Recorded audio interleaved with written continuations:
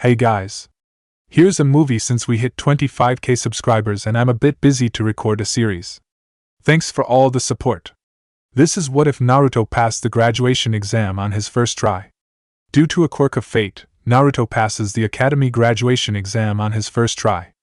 Because of this, his life takes an interesting turn before he joins Team 7 after Kakashi poaches him from his sensei. Hit like and subscribe if you like this one, and also please check the author in the description. Let's start.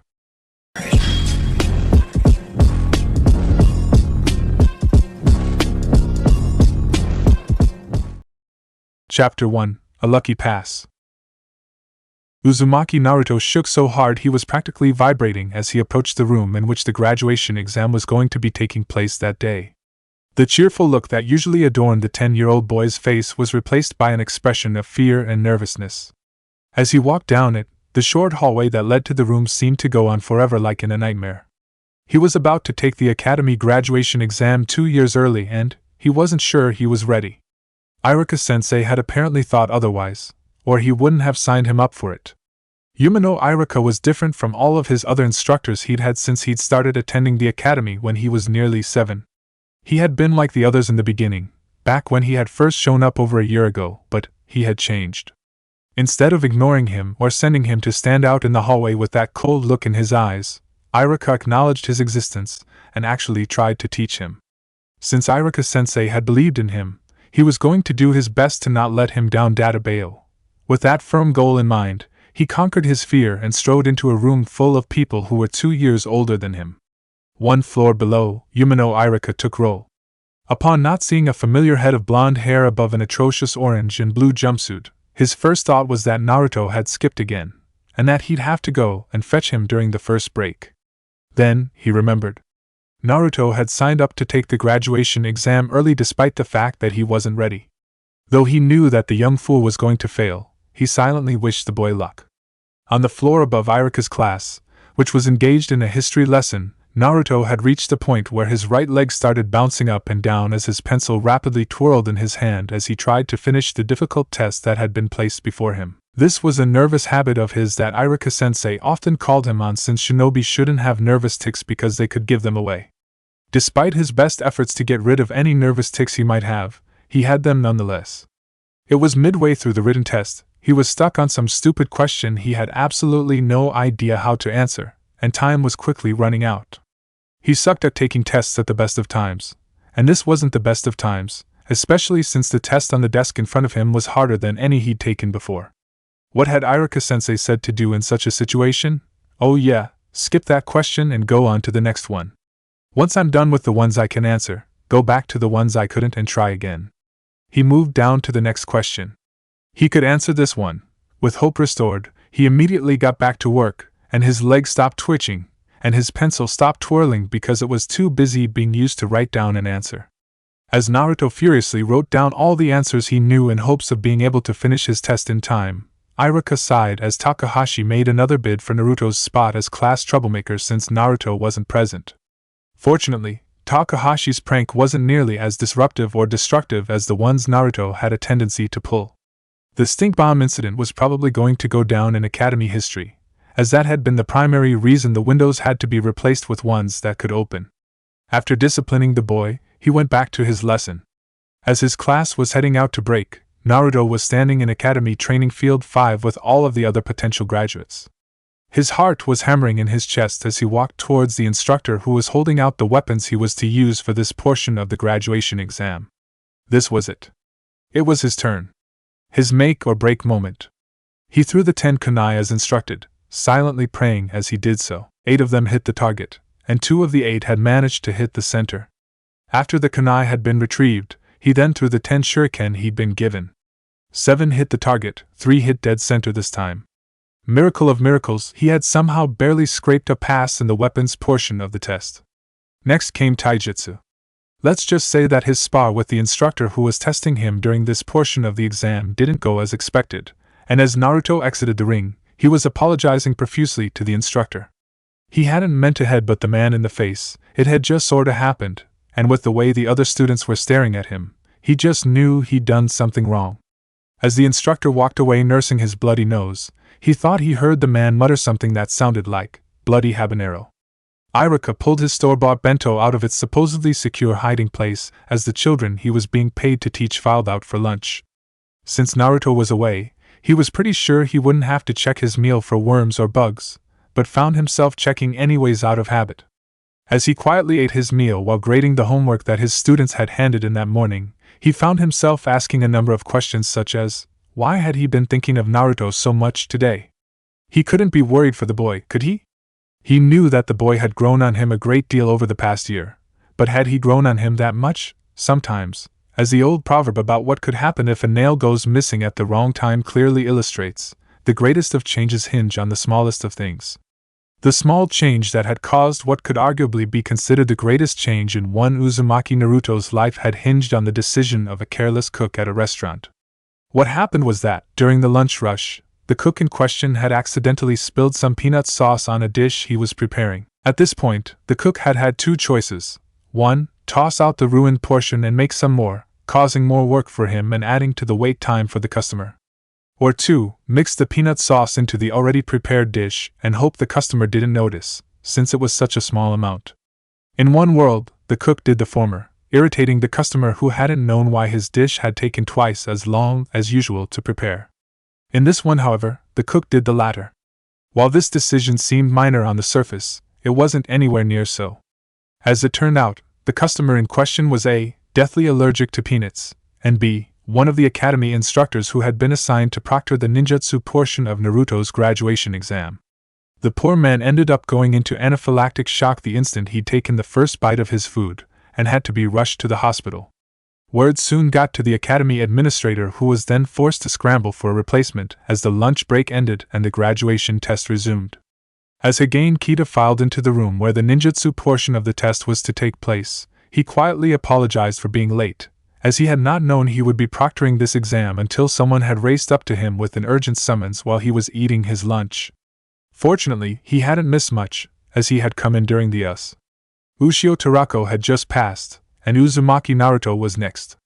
Based on the Demon Brat's combined scores, he would have to successfully pull off 2 of the 3 basic academy jutsu to pass. The other 2 instructors had been in the process of trying to decide which ones the boy would be more likely to fail when he'd arrived. They asked his opinion, and Kita unwittingly tipped the scales in Naruto's favor. Naruto's heart thundered in his chest as he performed the henge. He just mastered the standard version of it earlier this week, but had been using a version of it for more than a year after he'd created his anti-pervert move, the Oroike Jutsu. After forming the requisite seals, he turned into a near-perfect copy of one of the men seated before him. "Acceptable," the man said. "Now perform the Kawarimi." Naruto felt like jumping for joy. They hadn't asked him to do the Bunshin. Feeling as if fate had smiled on him, since he had managed his first successful Kawarimi 2 nights ago, Naruto happily replaced himself with an empty chair. "Pass," the instructor said as he lifted one of the precious hataite off the table and threw it at him. Naruto stared down at the headband that had represented more than 3 years of hard work. He'd passed. On his way out the door, he barely took the time to take the paperwork that had practically been thrown at him. Irika honestly didn't know why he was standing out here waiting to provide words of comfort and encouragement to the Kyuubi's vessel, whom he thought had rather stupidly signed up for the graduation exam. Sure, the boy had grown on him a bit over the year and a half that he'd known him, but had he really grown on him this much? If so, how had he managed to do so without him even noticing, all too soon, a yellow and orange blur that was a head shorter than the group that followed behind, intent on reaching the crowd of parents awaiting them, came barreling out of the academy at what had to be the speed of sound. Apparently, Naruto's failure had affected him even more greatly than he thought it would. He'd never seen the boy try to run away from anything that fast before. "Naruto!" Irika called, trying to get the boy's attention as the boy raced away from the academy. He apparently succeeded because something that any normal person would be willing to swear was a streak of light banked before it reached the gate that led to the village proper and turned in his direction. Before Irika could react, something slammed into him, and he found himself on the ground with a very excited Naruto on top of him babbling at 10 miles a minute. He blinked. He could have sworn he saw something silver and blue on the 10-year-old boy's forehead. No. He couldn't have. He blinked again. It was still there. He wasn't seeing things. Naruto, you? He started, at a loss for words. Past! Naruto yelled in excitement, causing his previous babble, which he'd let go in one ear and out the other, to finally come into focus in his mind. Thanks for believing in me, Iruka-sensei! Naruto yelled before enthusiastically hugging him again. He felt like an utter heel in that moment. Contrary to what Naruto had somehow come to believe, he hadn't believed in the boy. Not at all. He had honestly believed that Naruto would fail, and had never once entertained the thought that the boy might pass since the moment he noticed Naruto's name on the roster of students who were attempting early graduation. Let's go get some ramen to celebrate Naruto, he said. This time, the first time Iruka took Naruto out for ramen had not been to comfort the boy and tell him there was always next time. This time, it was to celebrate one of Naruto's achievements. Chapter 2: The Hokage's Gamble Pays Off. Naruto twitched in his seat in the classroom in which his graduation exam had previously taken place in excitement. After an interminable 3 days of waiting, countless pages of boring paperwork, and having his official photo retaken 5 times since the old man hadn't appreciated his makeup jobs or his costumes, he was finally getting his team. He was so excited at this point that the fact that everyone in the room was a stranger to him, and that all of them were staring at him and whispering barely fazed him. He did flinch each time he caught a headbutt Wakane-sensei, though. Eventually, after what seemed like an interminable wait, a medium-sized woman with brown hair, green eyes and unremarkably average features, who was wearing the standard Chunin uniform, walked into the room carrying a clipboard. After a rather boring speech about life as a shinobi being difficult and whatnot, she got down to the good part, and started naming the teams. Team 5 will be Kamiya Satoshi, Kamizuki Suzume, and Uzumaki Naruto, the teacher called, finally reaching the team he'd been eagerly waiting for, his own. Darn it, my family name doesn't match, he muttered after hearing the names of his teammates whom he didn't know from Adam. And what, pray tell, is that supposed to mean? The woman asked coldly, apparently annoyed by his interruption. Well, both of my teammates' family names start with Kami. If I had a name that started with Kami, we could have been called Team Kami, Naruto replied. Whatever, the instructor muttered before getting back to the team announcements that he'd interrupted. Team 5, your instructor will be Shimura Tetsuo. After listing his new team, the woman continued to name teams until it was time to break for lunch. In his excitement over the team assignments that morning, Naruto forgot to pack a lunch, and would therefore have to go hungry, since he knew full well that nobody would share with him. To take his mind off his hunger pangs, he wandered around the groupings of older genin, trying to figure out which ones were his teammates since they hadn't approached him after they had been released. He also spent this time wondering what his new sensei would be like. He hoped he'd be like Iruka-sensei, but he didn't think he'd be lucky enough to find 2 teachers that were that nice in his lifetime. It was more likely that his new sensei would be like all the other instructors. Eventually, the lunch break ended, and everyone filed back into the classroom that was almost identical in every way to Iruka-sensei's except for the fact that it was on a different floor. Soon, the jounin filed in and started taking their teams.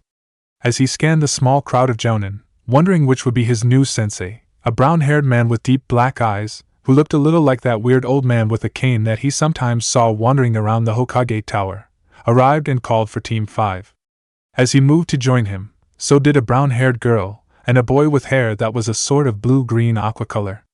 After they departed the classroom, they ended up following their new sensei out to the benches where he sometimes saw Sakura-chan eat her lunch. Well played, Hokage-sama. Well played. Shimura no acknowledged relation to that one-eyed bastard who had disowned his father for marrying a foreigner, Tetsuo said as he looked over his new genin team. If he failed his darling wife's young cousin because the demon child was on his team, he would never hear the end of it, and not just from his wife, since he'd married into a rather massive extended family. Therefore, for the sake of marital harmony and continued bedroom privileges as well as continued good relations with the rest of the clan he'd married into, he would have to pass this team, demon and all. The Hokage had obviously known this little fact when he'd been planning out the teams, and had decided to take advantage of it. The reason he had decided to take a genin team after he'd gotten married was because it was relatively low risk. While he hadn't wanted to retire at such a young age, his wife hadn't wanted to be stuck waiting for days or even weeks on end wondering if he would come home safe and sound, or even at all. This had been an acceptable compromise since, by training the next generation of shinobi, he could both be a family man and remain a ninja. After the choice had been made, His wife had been very happy to learn that he would be staying in the village for the better part of a year before he would be ready to take his team out on NEC ranks. "Well," he said to his new but they weren't to know that yet team, "aren't you going to introduce yourselves to the newcomers?" He got blank and confused looks in response to his question from all three of his new students. Part of that was probably because Satoshi and Suzume already knew him from their visits to Toshi's aunt, who was his mother-in-law. "Why don't you go from left to right?" he prompted, pointing at his wife's cousin, indicating that he should start. "My name is Kamaya Satoshi," his wife's favorite cousin said, kicking off the introductions. "My favorite food is kitsunudon. My least favorite food is cooked carrots. My hobbies are reading and collecting rocks. My goal for the future is to be the best swordsman in Konoha. My name is Kamizuki Suzume," Satoshi's teammate said when Satoshi had finished. "My favorite food is tamagodon. My least favorite food is tsunameomaki. My hobbies are flower arranging and basket weaving. My goal for the future is to open my own dojo. My name is Uzumaki Naruto," the demon child fairly shouted the instant Suzume was finished. The boy had been bouncing in place with nervous energy throughout the introductions, and had been fidgeting since he had called his team together and had them follow him out here. The boy had quite likely been nervously fidgeting since long before then as well. "My favorite food is ramen. My least favorite food is belladonna. Yuck!" the boy continued loudly.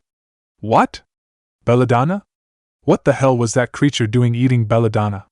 My hobbies are training and pulling pranks on people. My goal for the future is to become Hokage," the boy said in a rush, finishing his introduction. It would seem that the demon boy was both rambunctious and ambitious. Why he was associating the boy with an early childhood memory of long red hair that he'd repeatedly tried to grab, he didn't know. No matter, it was time for him to pretend to crush his students' little dreams. His wife would have his balls if he really did crush little Satoshi's dreams, and the beautiful blue-haired love of his life could be exceedingly vicious when she wanted to be. "My name is Shimura Tetsuo," he said, starting his own introduction. "My favorite food is Mitarashi dango. My least favorite food is iceberg lettuce. My hobbies are cooking and collecting stamps. My goal for the future is to live to see my great-grandchildren. Before I dismiss you guys," he said before anyone got the idea that it was time for them to leave, as the Uzumaki was clearly itching to do, "I must inform you that you didn't exactly pass the Genin exam. What you passed was a test to weed out the absolutely hopeless candidates, and the real Genin exam will be taking place tomorrow morning. As many as 4 of the 12 teams named this year may pass, and as few as 0. Meet me at Training Ground 12 at 8 a.m. tomorrow if you want to take this test.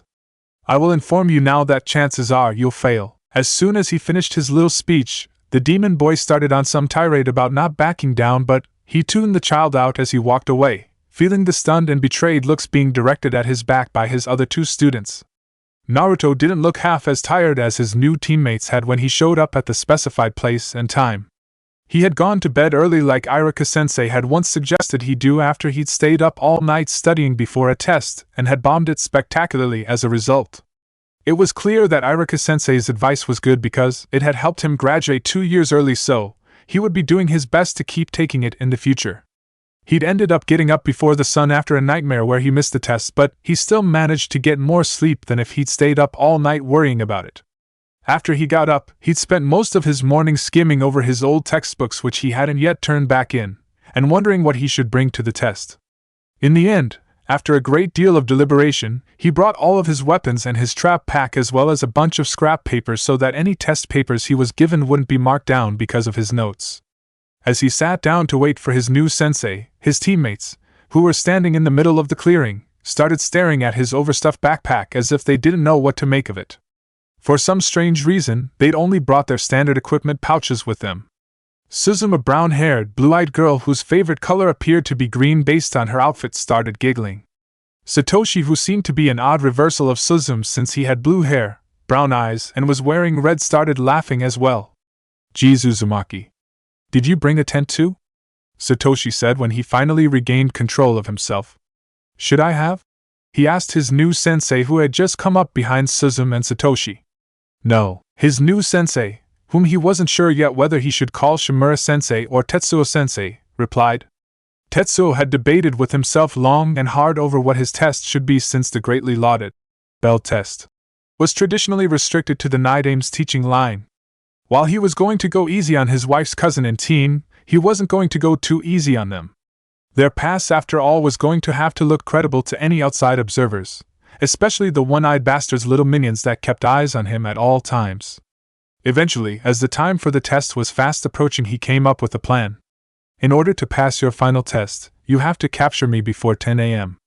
If you fail to catch me, you will fail. The last one to catch me will fail as well. So, you'd better not be last.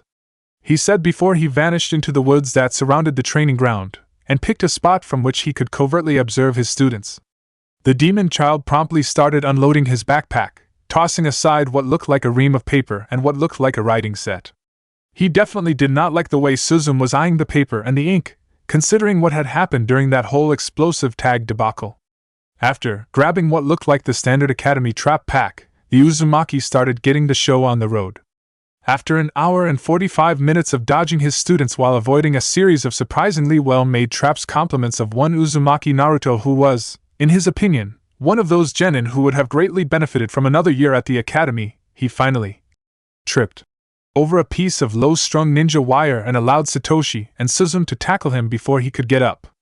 If having the demon boy on his team was the price he had to pay to maintain bedroom privileges in his home and dining table privileges at his mother-in-law's, then so be it. He wasn't entirely sure how to deal with the flying tackle hug he'd gotten from the demon boy when he told his team that he was proud of them for passing, though.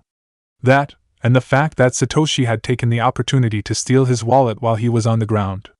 His wife's whole family were a bunch of thieves, but Satoshi was looking like he could turn out to be trouble later on. Danzo had been in the Hokage's office making another request for the vessel when the boy walked in. The boy looked a great deal like the whore his son had married and, as he learned the hard way years ago, acted like her too. Team 5 passed, the boy said as he stood in front of the Hokage's desk to give his report. Remind me again, who is on Team 5? Sarutobi asked, his lips quirking upward in something approaching a smirk. Damn that Sarutobi. He knew the reason why his old rival was smirking, and he didn't need to have it rubbed in, especially in front of the boy. The man had spent years attempting to needle him, and giving the weapon to the whore's son was a perfect jab. He refused to give him the satisfaction of seeing him react, however. Kamaya Satoshi, Kamizuki Suzum, and Uzumaki Naruto. The boy replied to Sarutobi's question, sounding somewhat confused as to why he was being asked. After the boy had responded to Sarutobi's question, he rather coolly took his leave of his old friend, who had been sitting in the Hokage's seat for far too long, and departed. Damn, he's really pissed, Tetsuo muttered, snickering as he watched the bastard who'd sired his father leave. I'd like to find out what got stuck in his craw and give him another taste of it.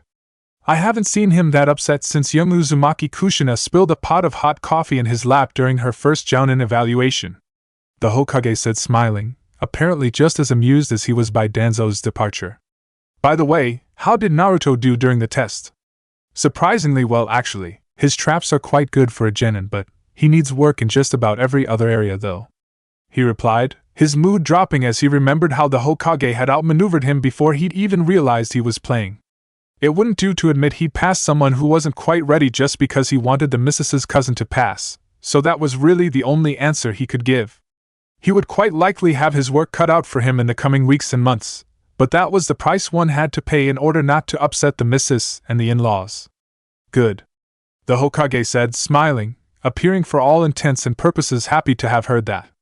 Now that he's on your team, I can put Danzo's weekly requests for the boy where they belong. He barely choked back his laughter as he watched the Hokage neatly chuck a scroll into a nearby wastebasket, and barely managed to keep himself under control as he was dismissed. As soon as he left the Hokage's office, though, he had started laughing his ass off. Today was a very good day.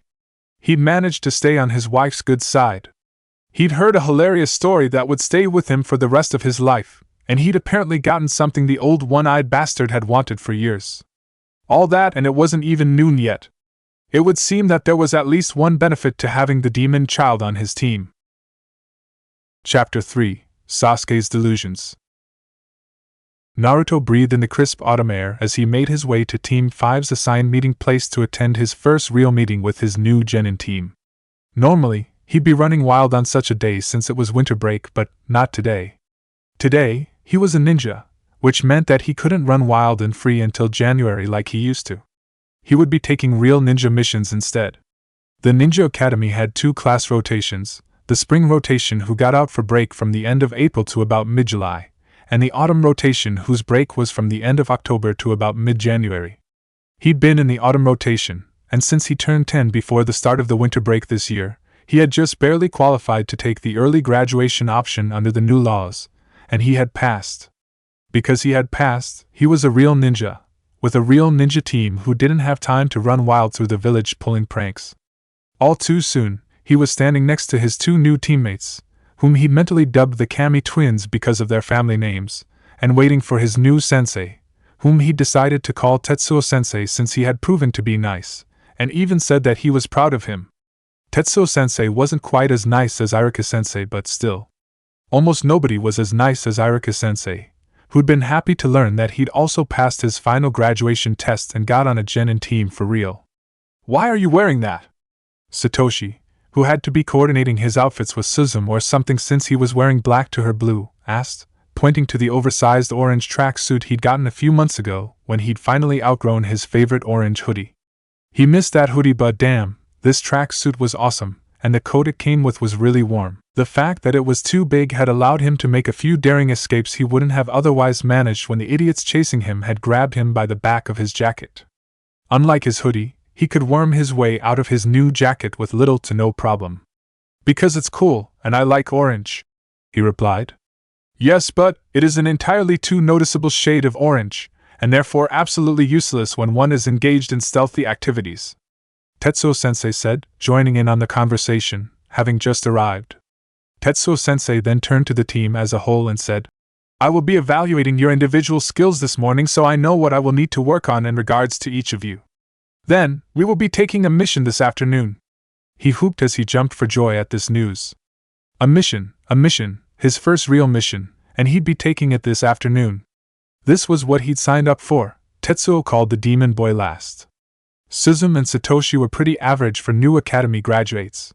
The most surprising thing about them was that Suzume had been better in taijutsu than Satoshi rather than the other way around, but then again, since her goal was to start a dojo, it wasn't too surprising.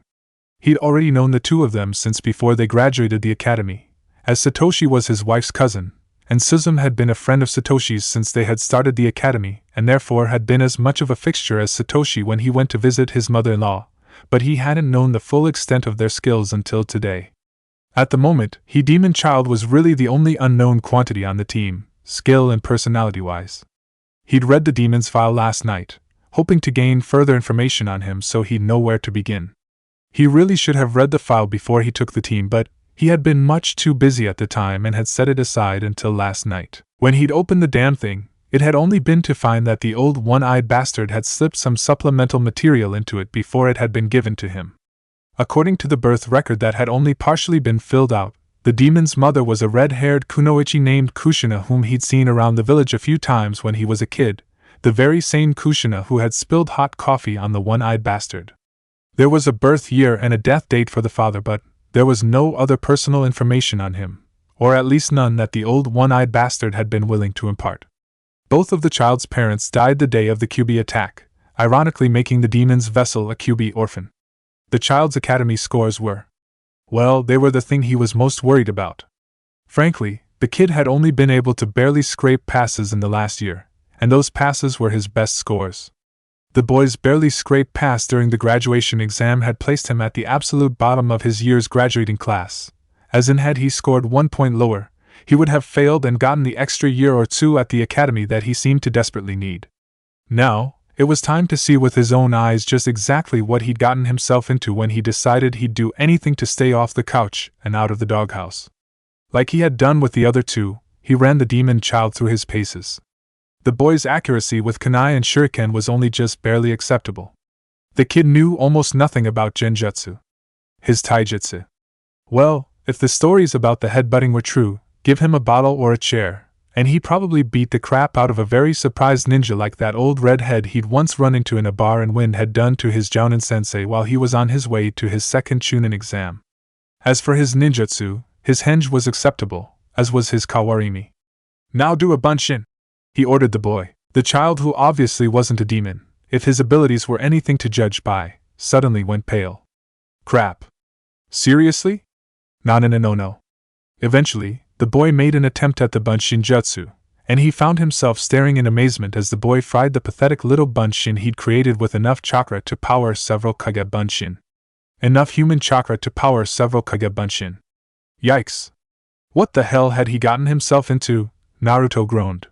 His first mission, his first and officially most royally sucky mission so far hadn't had anything to do with stealing awesome treasure or important documents, and absolutely nothing to do with rescuing princesses.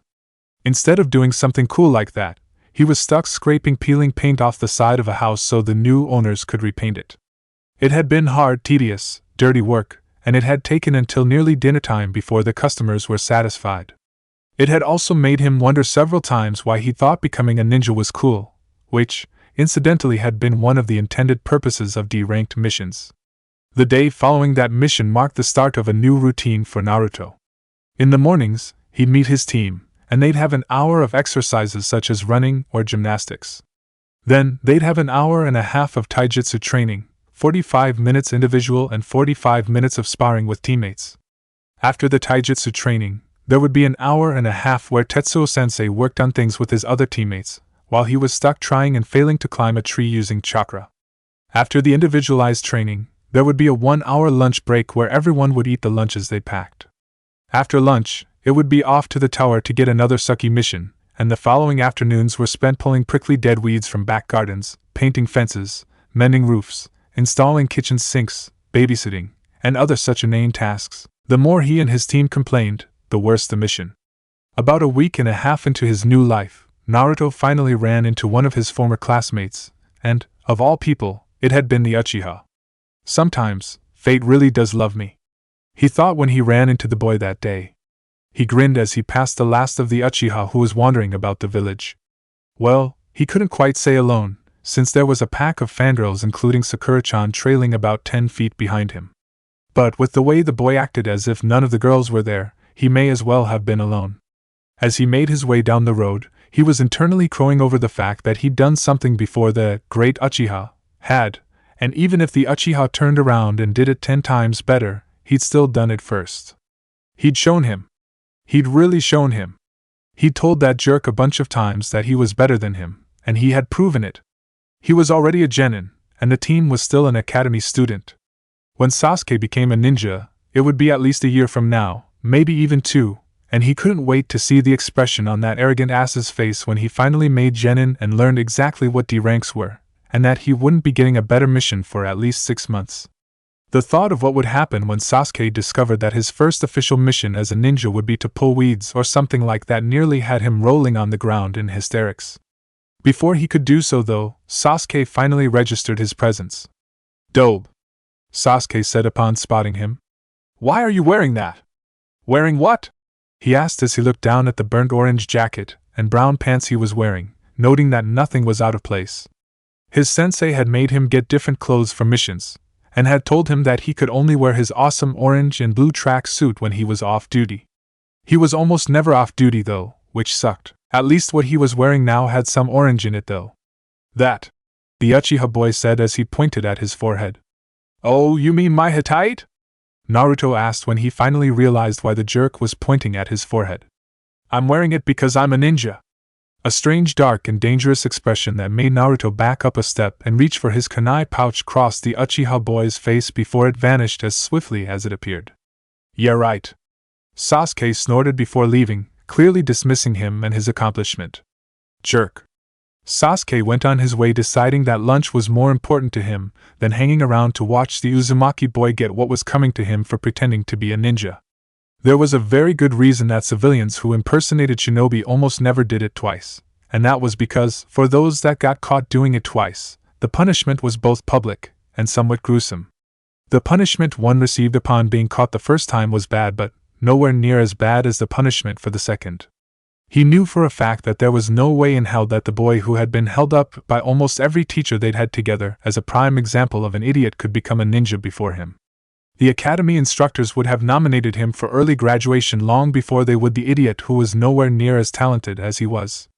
He'd already been told by one of the assistant instructors that the only reason he hadn't been nominated for early graduation when he was 9 like he should have been was due to some sort of political bullshit. As he made his way to his favorite restaurant, one of the bravest of his pack of fangirls accosted him. It was the pink-haired one with the loud voice whose name he could never remember that constantly hung around the Yamanaka.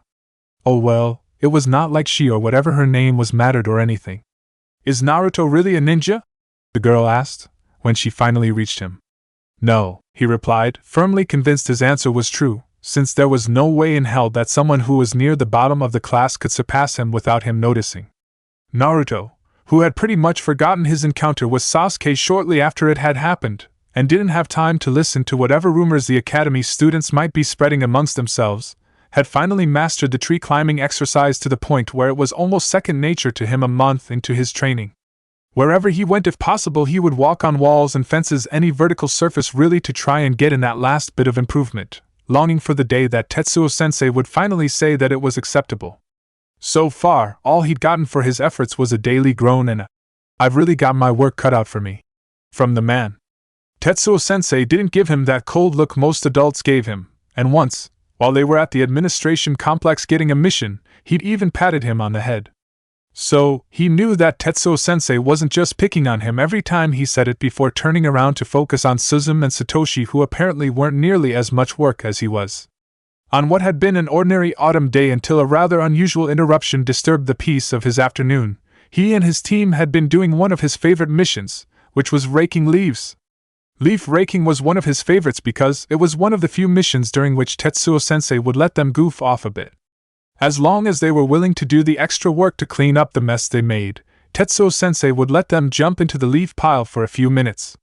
When Sakura walked by, they had already done so, and had been dealing with the mess they'd created. "Hi, Sakura-chan," he yelled happily upon spotting her.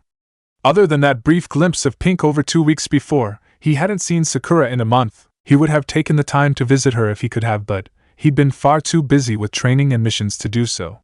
"Naruto!" Sakura growled, upon spotting who had greeted her. Instead of giving him a brief and somewhat rude greeting before continuing on her way as he'd half expected her to, considering how she'd said his name, she stomped over to him, looking more pissed than she had back when he had tried to give her an albino frog he'd found as a White Day present. "How dare you pretend to be a ninja!" Sakura screamed as she hit him even harder than she had during the frog incident, which had previously set her record for hardest blow, before storming off. Suzume and Satoshi turned to look at each other in confusion as she did so. "What the hell was that all about?" Satoshi asked when he found his voice. "I have absolutely no idea," he replied before picking up the opening of the bag he dropped so Suzume could resume raking some of the last of the season's leaves into it. Yumino Irika honestly didn't know where the hell the rumor he'd heard had come from, but somehow, by the time the school break was over and classes resumed in January, Naruto's former class had become convinced that Naruto had dropped out of the academy and was running around the village pretending to be a ninja. Despite the absolute impossibility of this, the students would not be swayed from their extremely illogical and quite possibly delusional beliefs. The fact that his friend Mizuki wasn't quelling this odd rumor wasn't helping. Oh well, when the brats finally graduated, they'd learn the truth pretty quick, especially if Naruto decided to take offense at their insinuations. As the day wore on and he started to settle into his teaching routine, he realized that it was pretty quiet without Naruto there to shake things up and keep him on his toes. He was actually starting to miss the boy. Chapter 4: Kage Bunshin Drama. Tetsuo had to have been much drunker than he had thought that night. That was the only reason he could think of for why he'd cashed in a hard-won favor for something so stupid and insane the week before. Apparently, Hatake Kakashi the copy ninja had been just as drunk or more so when he'd agreed to the stupid and, as it turned out, exceedingly dangerous plan. Now, it was a week later and he found himself staring at a field that was completely covered in identical blonde children, wondering exactly what he'd gotten himself into. If he thought about it logically, he could guess that the seeds of the idea that had led to this had been planted when he noticed that the kid had been putting enough chakra into the Bunshin Jutsu to power several Kage Bunshin. For 3 months, he tried to correct this little error through chakra control exercises, all to no avail. 3 months of tree climbing, water walking, and leaf floating. 3 months and still no Bunshin Jutsu. Admittedly, There had been some improvement near the end of that 3 months, but that just meant that instead of putting out the energy for several Kagebunshin, Naruto had started putting out enough energy for one, which was still way too much, and still fried the jutsu. Understandably, 3 months of hard work and virtually no progress was enough to drive a man to drink. Naruto had made significant leaps and bounds in other areas, but still. The Bunshin had become a point of pride for him by this point. He had popped into his favorite shinobi bar at the end of the day's training the week before, only to discover that his fellow genin instructors had already beaten him there, as had a not-so-usual customer, Hatake Kakashi the copy ninja. Being a genin instructor was a stressful occupation that often drove those undertaking it to less than ideal ways of letting off steam after the day's lessons were over. It was a low-risk occupation, but a stressful one nonetheless. While the risk of harm to oneself was virtually non-existent within the borders of the village, a jounin who'd been assigned to the task of being the sensei for a team of genin often had to go to great lengths to keep his or her students from harming themselves. His friend Morishita Kanako, who was the instructor for Team 11, for example, had a young genin on her team who had a tendency to experiment with homemade explosive tags. The fact that the boy had absolutely no talent with seals, and had had several tags blow up in his face, had never stopped him. Based on the fact that the back of her vest was singed, he could easily guess that there had been yet another close call recently. After bypassing the booze that evening, he made his way to the bar and seated himself between Morishita, whom he still referred to by family name out of habit despite the fact that he'd known her since they were in the academy together, and the copy ninja. Since the Hatake didn't object either with words or with violence, it didn't seem as if he was looking to score that evening. Getting between a living legend like Kakashi and the woman whose pants he was trying to get into wasn't the way he had wanted to end an already crappy day, so he was relieved that he hadn't done so when he had almost stupidly chosen his seat. Morishita was a friend, former teammate, and someone with whom he could commiserate with about his students. "Naruto again?" Morishita asked as the bartender arrived with his usual. "Yep," he replied before taking a sip of his drink. "Chakra control exercises fail again?" Morishita asked. "Yep," he replied, taking another sip before asking. "Hero again?"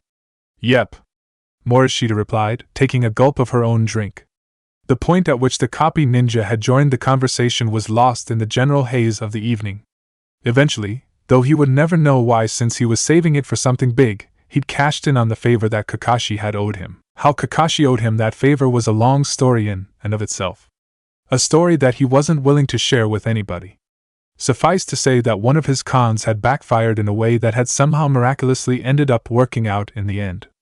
The next morning, he had wandered out to his team despite the killer hangover he had in order to tell Naruto that he was to meet Hatake Kakashi in order to learn a new jutsu.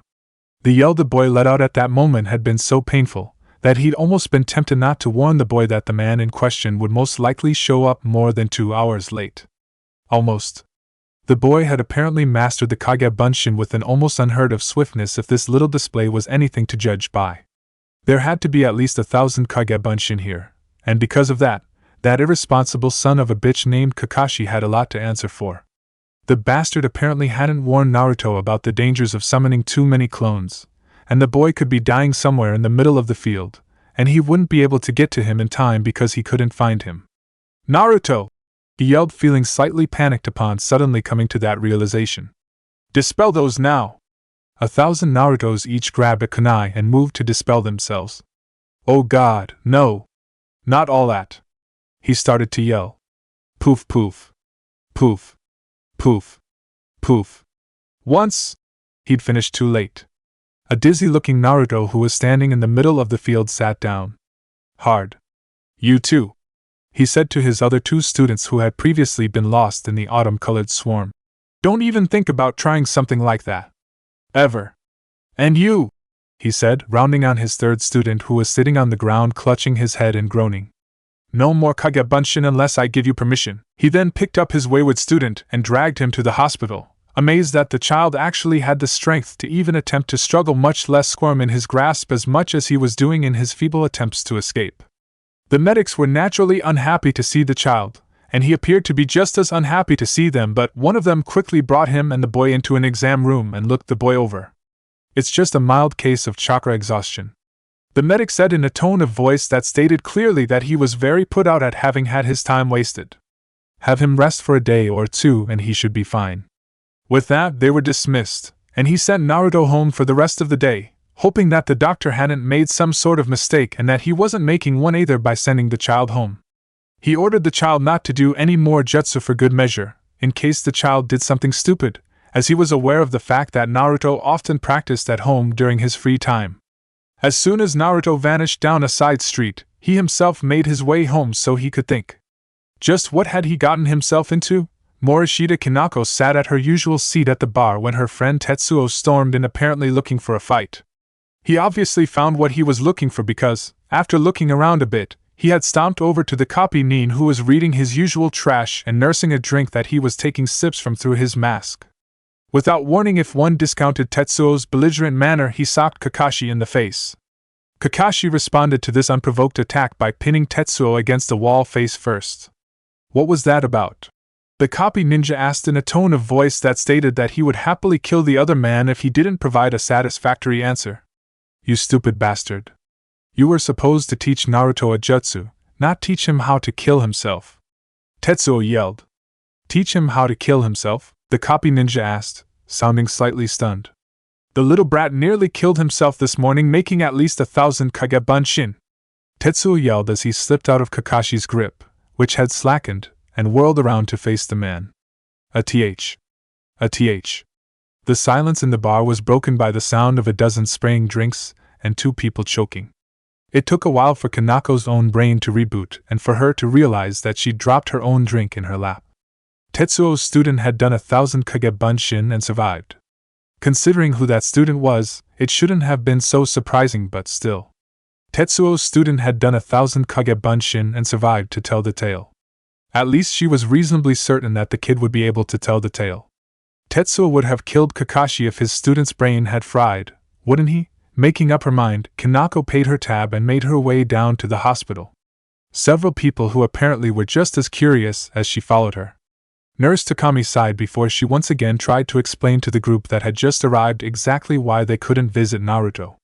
She didn't know why she even tried, since they obviously didn't believe her. Uzumaki Naruto was in here earlier today with a mild case of chakra exhaustion, but it was determined to not be serious enough to require hospitalization, and he was sent home, she said for the 5th time. Hey, anyone know where the kid lives? One of the crowd that had practically stormed the hospital asked. I think I do, another member of the crowd said. And with that, they finally left, letting her get back to more important things like tending to patients that weren't the demon child who never required more than a night of hospitalization the few times he'd been brought in. Hyuga Hitoshi, the ancient and venerable seal master of the Hyuga clan, had absolutely no idea how he'd gotten roped into this mess, which could potentially lead to mass executions if somebody made a single misstep. He'd been enjoying a quiet evening in when a member of the branch house had persuaded him to come here through a number of pleas and bribes. Eventually, after receiving the promise of an extra ration of chocolate for dessert tomorrow, he had finally deigned to come. The boy whose seal he was currently examining had been nervous when he had seen the crowd outside his door, and had only allowed him and 2 witnesses in when they had tricked him into believing that he was a doctor and that they were his assistants. The boy was handling things rather well, considering the fact that he'd never been in a situation where he was practically surrounded by a crowd that could easily turn into a mob before. If it were him, he would have been freaking out by now. As it was, the boy was standing there nervously and impatiently as he waited for him to finish his examination. The seal he'd been asked to examine was an incredible work of art. While some elements were new, the seal itself was reminiscent of the style that the Uzumaki clan had used for centuries. Not only that, but it was in perfect working order, and showed no signs of degradation as some had feared when they'd heard the tale of the boy's extraordinary feat. After he'd finished his final checks on the seal, he rather unnecessarily took the boy's pulse and checked the child's eyes with a small flashlight that one of his assistants happened to be carrying, and he and his assistants had left the apartment. Well? The apparent spokesperson for the crowd that had moved outside the apartment building asked the instant he'd stepped outside. Being careful with his words as some of the crowd were undoubtedly off-duty ENBU, he reassured the waiting crowd. As it was, they were all very dangerously skirting the edges of the law at the moment, and the instant he opened his mouth, he would be doing so even more so. It is functioning as it is meant to, he finally said. It contains that which it should, and steals and converts small amounts of power from that which is contained to augment the child's own rather formidable stores. Someone apparently got the message, as somewhere in the middle of the crowd, a man had started laughing his ass off. "Steals!" the man choked out between laughs. "The kid's been stealing from it for years." That apparently broke the tension, as the large group of now laughing shinobi, several of whom were apparently mildly intoxicated, departed. Naruto sighed in relief when the crowd around his apartment building departed. He had absolutely no idea why they had been there, but he was certain it hadn't been for anything good. That doctor from that clan of people with the creepy eyes had been weird, and he had seemed to be far more interested in the strange drawing that had always been on his stomach than anything else. The way that his assistants had been staring at him as if they weren't sure what to make of him was strange as well. Today hadn't really been a good day overall, starting with what he thought was a good start but had turned out not to be. He had decided to show Tetsuo-sensei exactly how many Kage Bunshin he could make, hoping that his teacher'd be proud of him like he'd been when he'd passed the test that had gotten him on the team, but instead, Tetsuo-sensei had gotten upset with him and dragged him to the hospital. When they left the hospital, Tetsuo-sensei had given him a long lecture on something called chakra exhaustion, and how it was very dangerous, and had once again ordered him never to do the Kage Bunshin without his permission before sending him home. After that, he'd spent a rather boring afternoon and evening at home, reading the books Tetsuo-sensei had assigned, before that crowd had shown up and he'd let that weird doctor in. Deciding that the day had been full enough, and despite the fact that he usually didn't do so for another hour and a half, he dressed for bed. As he was settling under the covers, he heard his window being jimmied open. With his heart pounding in his chest, he quickly grabbed a kunai, hid it under the covers with him, and promptly rolled over and pretended to sleep. A few minutes after he'd closed his eyes and got his breathing under control, the intruder finally entered through the window. It turned out to be that Kakashi guy who had shown up 3 hours late when he came to teach him the Kage Bunshin. Afraid of what he might do to him considering the weirdness that had gone on earlier, he quickly leapt up at the man who knocked the kunai out of his hand and pulled him into what was either a basket hold or a tight hug. "I'm sorry, Naruto," Kakashi said as he wrapped his arms around him even more tightly. "I'm so sorry." Chapter 5, Kiri Chunin Exams, Meeting Haku. Naruto shivered and pulled his coat around him more tightly as the boat made its way towards water country. It was late December, and an icy wind howled over the ocean under ominous-looking slate-gray skies. The captain of the merchant vessel he and his team had booked aboard said that they would be at the western port in 3 hours. When he'd asked, Tetsuo-sensei had said that Kirigakyu was a short hike from said port, no more than 10 or 15 miles. Considering how long some of the hikes Tetsuo-sensei had taken them on over the last year and change since he joined the team had been, that was reasonably short. He still had nightmares about that first 100-mile hike. After a little over a year of being genin, his sensei had decided that it was time for him and his team to take the Chunin exams. He and the Kami twins had apparently improved enough over the last year that Tetsuo-sensei had thought they were ready for a shot at becoming Chunin or, at the very least, ready to see what they would be up against and how far they needed to go before they became Chunin. His only real worry right now was the snow. The winter Chunin exams started on the 1st of January, and if his team made it to the third phase, they would be staying here until sometime mid-February. This meant that if the stories he'd heard about the snow and water country were true, he would be seeing an awful lot of it. Since it rarely snowed during the winter if at all in fire country, this would be a new experience for him. His sensei had advised him to pack snow sandals as well as waterproof clothing and gear before they left, which seemed to confirm the stories he'd heard about the average annual snowfall in water country. The snow sandals he'd been forced to purchase for the trip had turned out to be much like his regular sandals, except for the thick waterproof inner lining, and that the tread on the bottom had been specially designed for gaining traction on icy surfaces. And they cost about twice as much as an ordinary pair of shinobi sandals. Considering the expense, he'd taken his sensei's advice about clothing and applied it to his new shoes.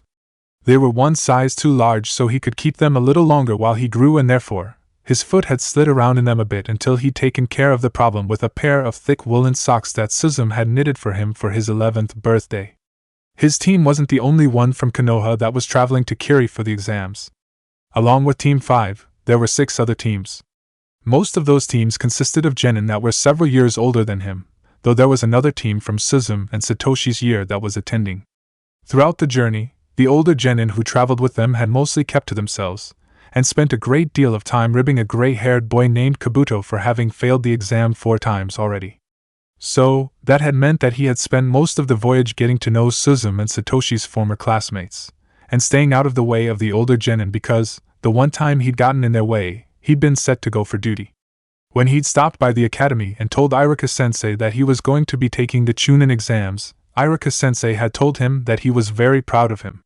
The evening before he left for Kuri, Iruka had taken him out to ramen, which was a rare treat since both of them had busy schedules that usually precluded such things. Iruka-sensei hadn't been able to see him off at the village gate like the friends and family of some of the other genin had because he was on shift at the mission assignment desk. He thought he saw Kakashi there though. When Iruka-sensei had gone from the mission assignment desk back to teaching after the winter break following his graduation from the academy, he hadn't known when he would see him again, and had been afraid that he wouldn't because both he and Iruka-sensei were busy with duties whose paths rarely connected. And he no longer had the free time to hang around the academy to wait for Iruka-sensei to get off work because he was so busy with training.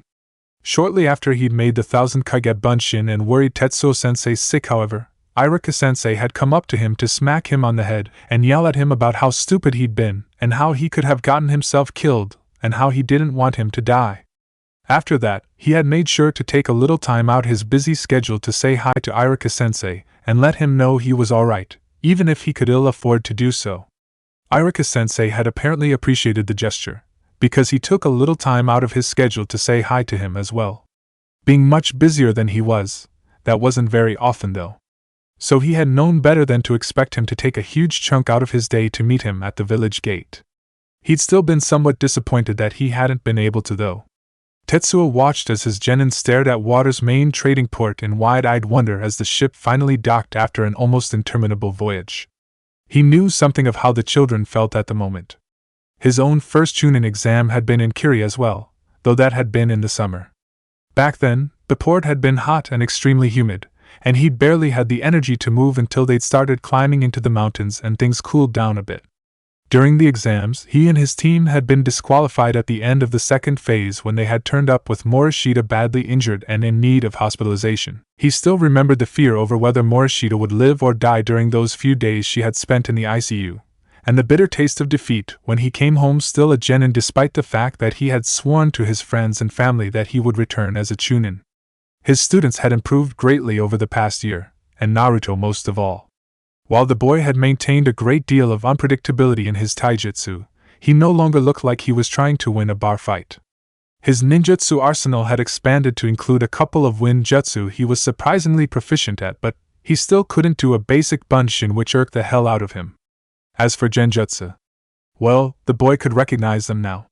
The one area in which Naruto had come to excel, however, was traps. Give the kid a bit of ninja wire and a couple of explosive tags and he'll make you a nearly inescapable death trap. He'd learned that the hard way when he'd wandered into Naruto's training area and had found himself upside down with a half second before a tag blew up in his face. Considering how deadly he was with ordinary traps, he was going to wait a while before starting that kid on seals, if Suzume hadn't done so already. Sandaime Hokage Sarutobi Hiruzen sat doing paperwork in the missions assignment office between handing out missions. As he watched, he noticed that one of the Chunin at the desk didn't seem to be entirely focused on his work.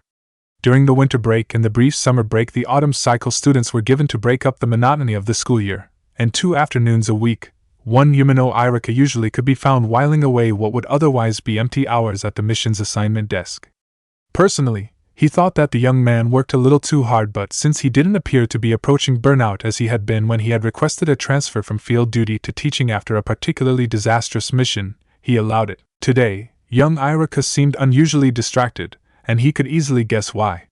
He had known he'd done the right thing when he made him Naruto's teacher when the boy was 8, and Iruka's behavior now just further confirmed that his decision had been the right one.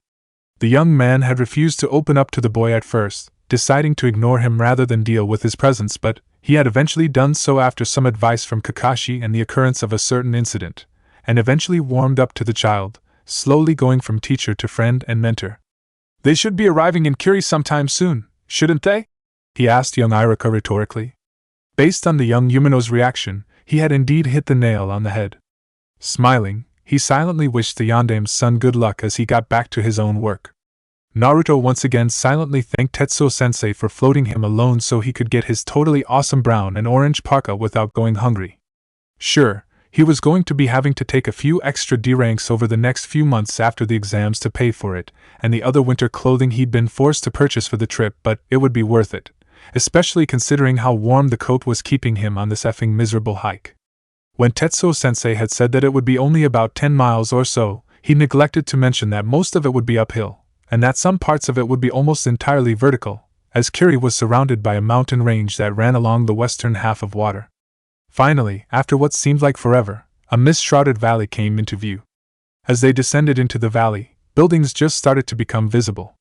Unlike the buildings of Konoha, which came in a variety of shapes, almost all of these buildings were round, and many of them rose from the uneven valley floor like cylindrical columns. None of the buildings were as grand as the Mizukage Tower, from which the maze of bridges and walkways that connected the sections of valley to each other originated, however. The Mizukage Tower was one of the most amazing things Naruto had ever seen. Eventually, after going over several switchbacks and crossing a couple of gorges, the group had arrived at their assigned check-in point, where they handed in a bunch of paperwork and were given several forms to fill out and give to the exam proctors on the 1st of January, and an information packet in return. From there, they had made their way over another series of bridges until they'd reached the quarters that had been reserved for visiting shinobi.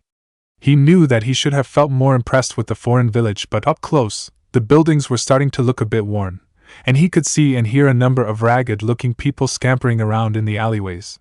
While he'd come to that point in life a few times, knew hunger, and knew what it was like to make the decision between electricity, and therefore heat during the winter, and food, he never reached it. He had met people who had, though, and knew to keep an eye out in case any of the few homeless of Konoha had gotten to the point where they were desperate enough to take what little he had that they didn't. He'd been mugged once when he was little, and it had been a highly unpleasant experience. If the man had just asked nicely, he would have been willing to share with him, even though he couldn't afford it at the time, but he hadn't. Seeing as he didn't want to be mugged again, he kept half an eye on the alleyways as he passed. After he arrived at his assigned room in the foreigners' quarters, he set his stuff down and trapped it so nobody could steal it, and set out to explore and hopefully get a bite to eat. While the hike had been rather grueling, he was more hungry than he was tired, unlike his teammates who were just about ready to turn in.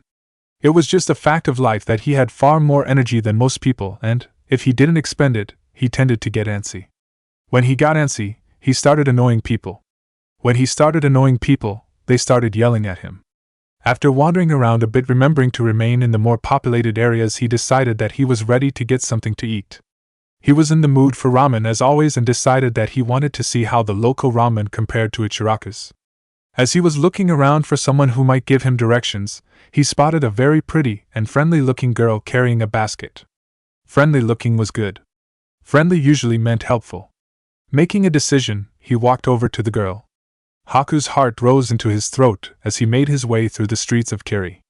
Even though a couple years had separated him from his last visit, and he was disguised as a girl, he had a paranoid fear that someone would recognize him either from his days wandering these streets, or from his days trailing behind Zabuza-sama before he tried and failed to kill the Mizukage. If someone did, that would be very, very bad, as he could be used to gain information on Zabuza-sama if he were captured. He had a message to deliver, however, and he wasn't going to let Zabuza-sama down by failing to do so. In his mind, he knew that wandering around the village should be safe since the increased activity of the Chunin exams should mask his presence, but he still felt the almost irrational fear that he would fail and let Zabuza-sama down. "Hi!" a blond boy who was wearing a Konoha Hittite said as he shyly walked up to him. "You wouldn't happen to know where I could get some ramen around here, would you?" He had been about to completely ignore the boy and continue on his way, but he had sensed that someone was paying more attention to him than they were to the rest of the crowd that hurried by on their business. It would seem that something about either him or his behavior had pinged on what was undoubtedly a retired shinobi's radar, and that could be a serious problem. Now that he'd attracted notice, it wouldn't do to act suspicious and further alert the man who had probably noticed that his hand had made the tiniest of moves toward his hidden supply of saban as the boy had approached him, and nice helpful little girls who were delivering things to an elderly relative didn't go giving people who were simply asking for directions the cold shoulder. Besides, the boy had just provided him with the perfect escape route if the ramen stand he'd vaguely remembered being on the eastern edge of town was still there. "I do," he replied demurely before holding up a basket that contained several odds and ends a bedridden person might appreciate, and one note that must never be found. "I am going to deliver this to my aunt, but I would gladly show you the way afterward." as he headed towards his aunt's house. The genin from Konoha trailed after him. He pretty much walked in silence while the genin who had briefly introduced himself as Naruto chattered at him along the way. As they neared his destination, one of the children who were too inexperienced or too desperate to know not to beg, and especially not to beg in front of foreigners, came out asking for food. "Stupid kid," Naruto growled. And here he thought that the boy was nice, if rather loud and constantly jumping from topic to topic with a speed which left him wondering if he should continue to try keeping up or just give up. While the other boy patted his coat pockets obviously looking for something, he prepared to defend the child who had been too stupid to know better. After a few moments of muttering the names of various shinobi tools that were likely contained in the pockets the boy was patting, the boy paused at one pocket and unzipped it. Preparing for anything from a kunai to an explosive tag, he tensed and got ready to act. The item the boy tossed at the child in front of them, however, had been completely unexpected. It was an emergency field rations bar. The wrapper on it was intact, and the seal on it indicated that it was both uncontaminated and had never been opened. It was even still within its best before date.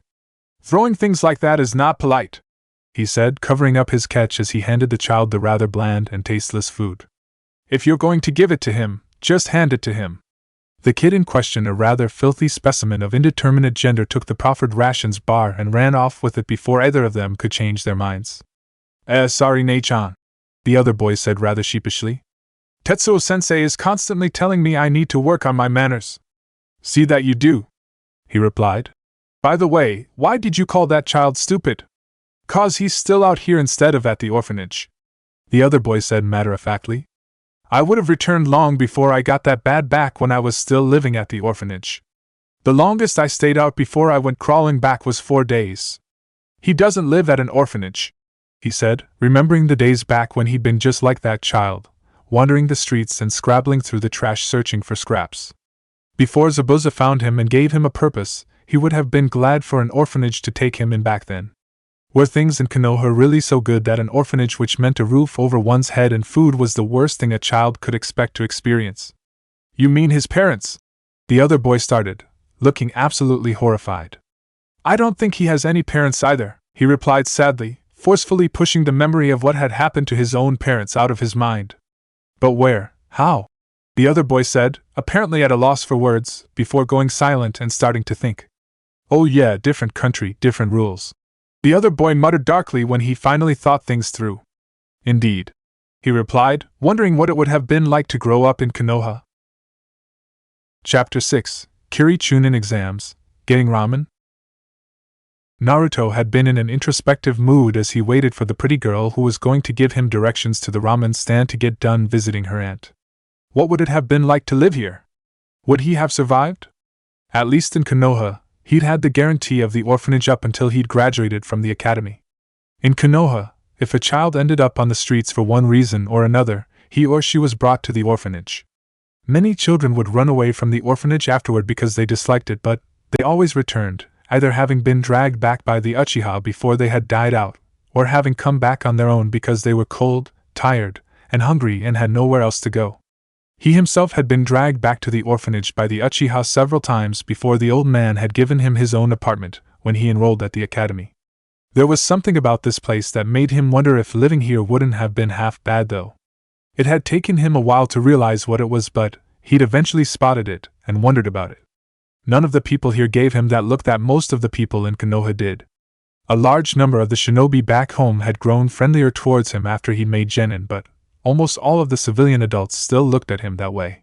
Here, however, people didn't whisper condescendingly about him as he passed. Here, the people's eyes flicked over him while they went about their business, not particularly noticing him but not determinately ignoring him either. Here, the only thing that seemed to draw a second glance was his height. Here, however, children starved in the streets and didn't have anywhere to go to. Not even a measly orphanage. Well, what have we here?" a voice said, cutting through his musings on life in Kiri versus life in Konoha. He turned to the source of the voice only to find a pair of shinobi standing in front of him, having snuck up on him while he had been lost in his thoughts. The pair of them were jounin from the looks of them. One was tall with a more slender and flexible build, and the other was shorter and more stocky. He didn't size them up any further than that in case they thought he was looking for a fight. There was no way in hell he was going to fight a pair of jounin on their home turf, even with the 200 kage bunshin that Tetsuo sensei had determined it was safe for him to use after careful experimentation. So, what are you doing here, Shrimp? You're a bit far from the foreigners' quarters. The tall one asked with a slightly predatory grin, the sort of smile that made really small children cry and wet themselves. You didn't get lost, did you? The other one asked, giving him a similar grin. I'm waiting for the pretty girl to get done visiting her aunt. She told me that she'd show me where the ramen stand is, he replied, very determinedly not showing fear, as that could very well end up being the last mistake he would make. Ramen stand? The stocky one asked, apparently drawing a blank before recognition dawned. Why would you want to go there? Ramen's my favorite food, and I want to see how the ramen here compares to the ramen in Konoha, he replied honestly, since lying could also end up being his last mistake, depending on the mood the Kiri ninja were in. You'd be better off going to Kid's takoyaki stand, kid, the taller one said. Either way, you'd better be quick about it, kid, you don't want to be caught out here after curfew, the shorter one said. And don't let us catch you wandering around the residential districts again. He slumped in relief when the pair of ninja departed. Apparently, they had been the local police, and he was being let off with a warning. Eventually, as he began to worry that he just might get caught out after curfew, the pretty girl finished visiting her aunt. It was about damn time, too. He was hungry, Haku sighed in relief as he left the house. His message had been delivered. Well, technically it had been given to the person who would pass it on to its intended recipient, but for all intents and purposes, it had been delivered and his part was done. Should he be captured now, his captors wouldn't find anything on him, not even his saman. He'd hidden those under a couch cushion when he looked out the window and seen the pair shinobi interrogating the Konoha shinobi who had latched onto him. Unlike the naive genin, he wasn't entirely certain that the two men had left as they had appeared to have done. He felt naked going unarmed as he was, but it was necessary. Silently praying that the ramen stand hadn't gone out of business while he was gone, since the proprietor had been nearing retirement, he returned to the Konoha genin and led him to where he remembered it being. Fortunately, the stand in question was both still in business and open, though it didn't look like the owner had seen too many customers recently, as he was leaning against the counter reading a book. The old man ended up dropping his book in shock when the Konoha genin took a seat on one of the worn stools in front of the counter. Hey Nei-chan! The boy called over to him as he was about to turn away and head out of the village. Do you want some ramen? My treat. He stood there torn. He really should be leaving, but he'd also learned to never turn down a free meal. You never knew when you would eat again. Okay, he eventually said as he seated himself next to the blonde boy. So, Nei-chan, the boy said after he'd made his order. What's your name? I think I missed it earlier. Haku, he replied, deciding to go with the truth since he wasn't sure how good the boy was at determining if he was lying or not, and being caught in a lie would cause trouble he didn't need right now. Odd name, but then again, who am I to talk about odd names? The boy said. I'm going to have to ask you why, because I've forgotten yours. He said, somewhat embarrassed that had actually been the case, as he had expended more brain power on sorting through the boy's babble earlier in search of information that might be important to him, and the boy's name had slipped his mind. Uzumaki Naruto, the boy said loudly. I'm going to be the Hokage someday. Really? He asked, trying not to laugh at the thought of the loud boy leading a shinobi village. You must be very strong. The boy, who couldn't have been older than 10, puffed up with pride at that statement. Had he ever been that young? He couldn't remember, despite the fact that he was only a couple weeks shy of being 14. Tell me. He found himself asking, almost fearing the answer that would come from a child who hadn't known true pain and true hunger, a child who hadn't known what it was like to live as an outcast. Do you have someone precious to you? Someone that you would do anything to protect? Naruto paused as he thought about the answer to the pretty girl's question. Would he do anything to protect the people who were precious to him? Who was precious to him? Well, there was the old man Hokage for one. Iruka-sensei had believed in him when nobody else did, and even took him out to ramen sometimes. There was also Tetsuo-sensei, who had taught him, and worried about him, and told him he was proud of him. There were his teammates who were nice to him, and had tried taking him home with them, which was nice, even though their parents ended up chasing him off. Maybe even that Kakashi guy, since he had taught him that neat jutsu, even if Tetsuo-sensei had said he'd done it very irresponsibly. But he apologized afterward and tried to teach him a few other things later, so it was okay. Wow. When did he get so many precious people? He replied. I do have people who are precious to me, and I'd do just about anything to protect them, maybe even die like my parents did. Your parents? Haku asked. They died protecting me from the Kyuubi, he replied. Old man Hokage had once told him that when he'd asked about them. Haku looked sad to hear that. Eventually, their order arrived, and they were distracted by the food which broke the slightly dark mood. After a cry of "Itadakimasu," he took an experimental bite of the foreign ramen. Well, it was ramen. That was about all he could say about it. It wasn't undercooked, burned, underseasoned, or oversalted or anything, it just wasn't memorable like the ramen at Ichiraku was. All too soon, the meal was over and Haku was on her way home. If he didn't have a sense of direction that allowed him to find his way back after he'd been somewhere, he'd have been screwed. As it was, he'd barely made it back in time for curfew. Over the next week, as he awaited the start of the Chunin exams, he went to the takoyaki stand that the Jounin had recommended and back to the ramen stand twice. After all, ramen is ramen and he could never get enough of the stuff. The evidence of that was in the amount of cup ramen he'd managed to pack away in the storage scroll that Suzume had loaned him until he could make his own. So? A gray-haired man in a Jounin uniform asked the two men who had just arrived in his office. Apparently, our target slipped the noose while we were focused on the more obvious suspect that had been hanging around. The tall, thin man Naruto had met a week before said. We followed the kid for the last week just in case. Aside from a young girl that he invited to dinner in exchange for directions to the ramen stand, he has made no efforts to meet people, and the people he does meet on the street apparently by chance all check out. He has returned to Tanaka's ramen stand twice since his initial visit, but that seems to be because he is addicted to ramen, as he has reportedly used the dormitory kettle 10 times to heat water for instant ramen. There has, however, been absolutely no sign of the girl he was with during his first visit to Tanaka's stand, though. The shorter, stocky man said. This could be merely because she comes from the countryside, but it is likely that she had been our target all along, and that she either used the boy from Konoha as a distraction, or that the boy was a fellow co-conspirator. We have not yet found evidence of the latter, however. And Kied's opinion of the boy? The gray-haired man asked. Obviously Uzumaki based on bone structure.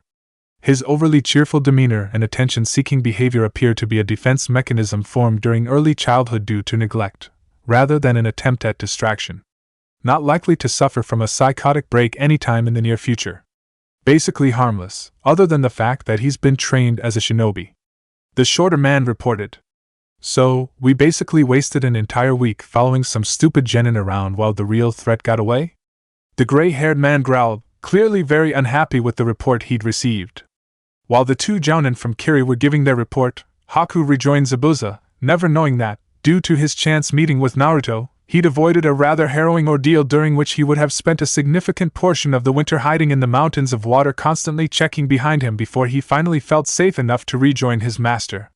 Instead, the worst he'd suffered on his journey had been a great deal of anxiety and a bowl of mediocre ramen. A certain bar in Konoha was louder than usual that evening. In fact, it was practically hopping. It hadn't quite reached the point where it was standing room only yet, however, though it looked to be getting there soon. Despite the fact that the bar had never hired any bands or purchased any karaoke equipment, or hosted an open mic night to attract customers, this periodically happened at a rate of about once every 6 months.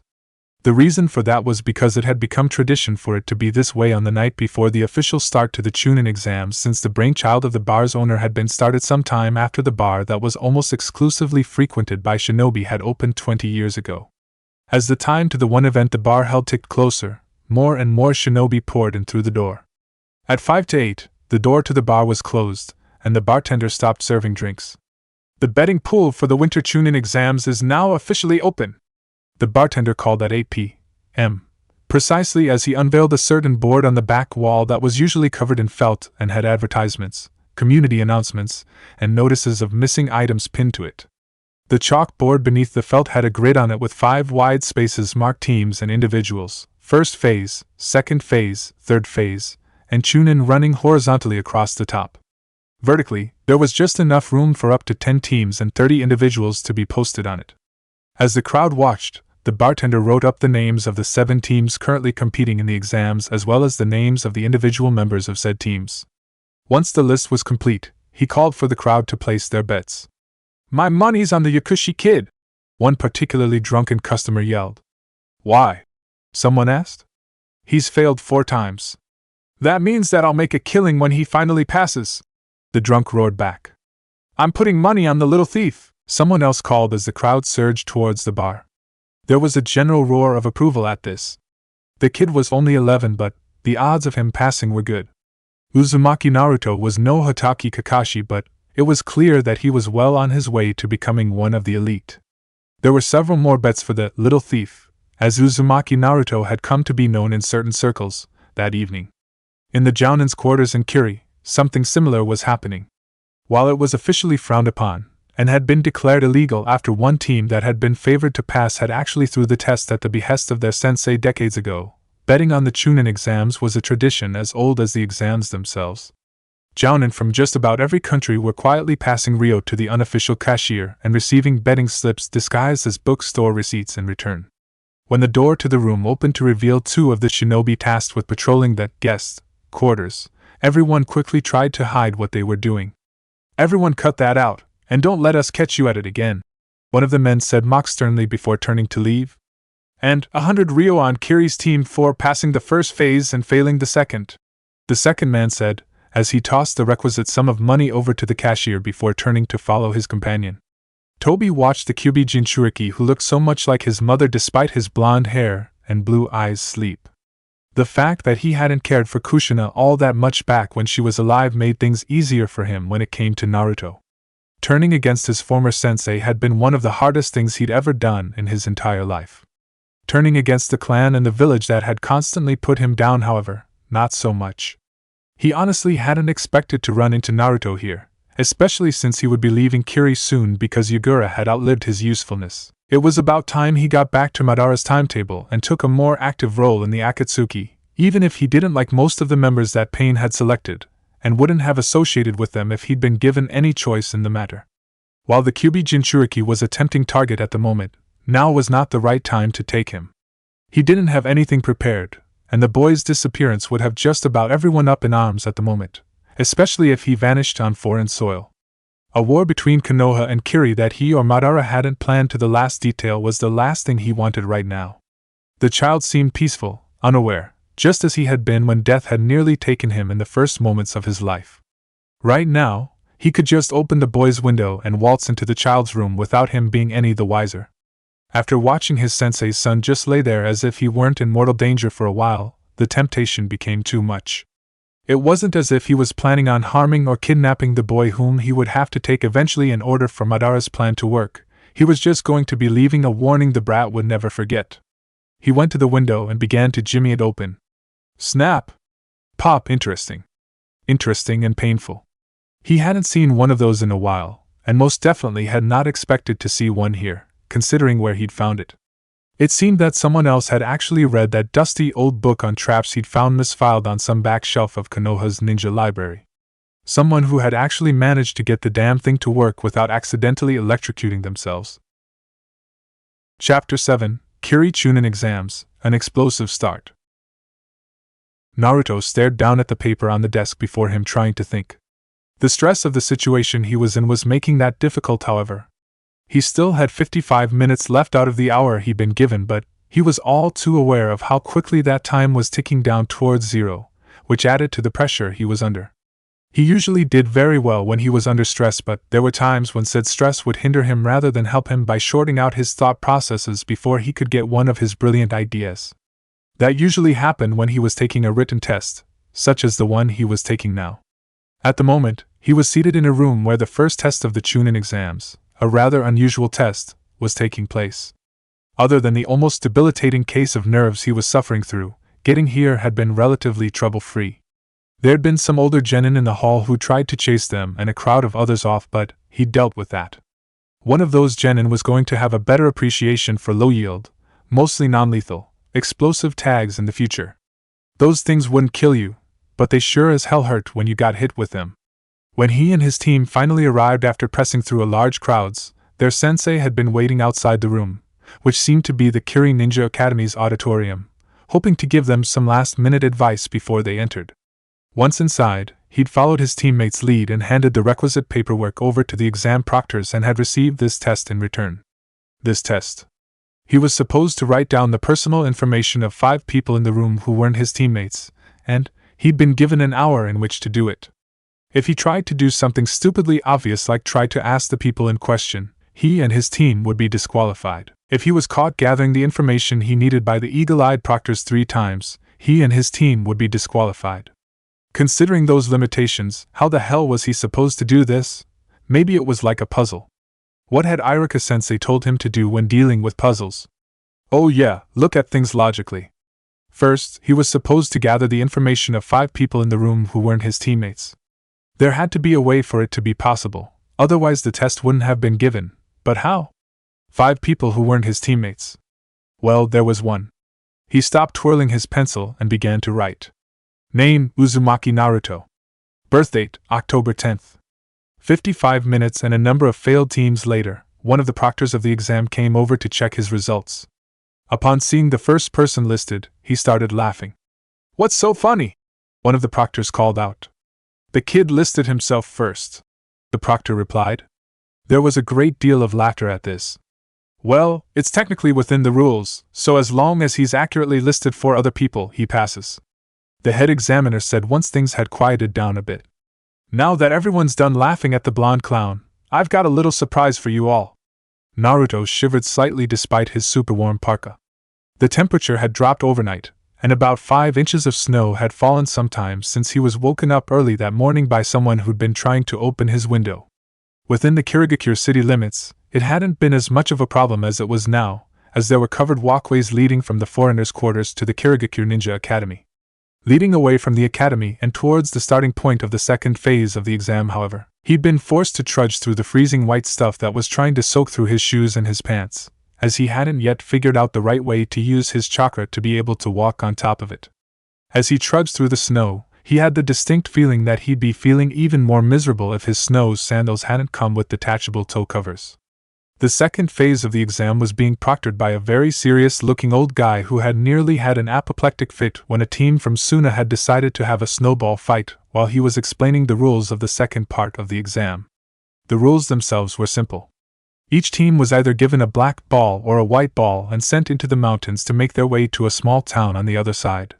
In order to pass, you had to make your way to the indicated village within 5 days.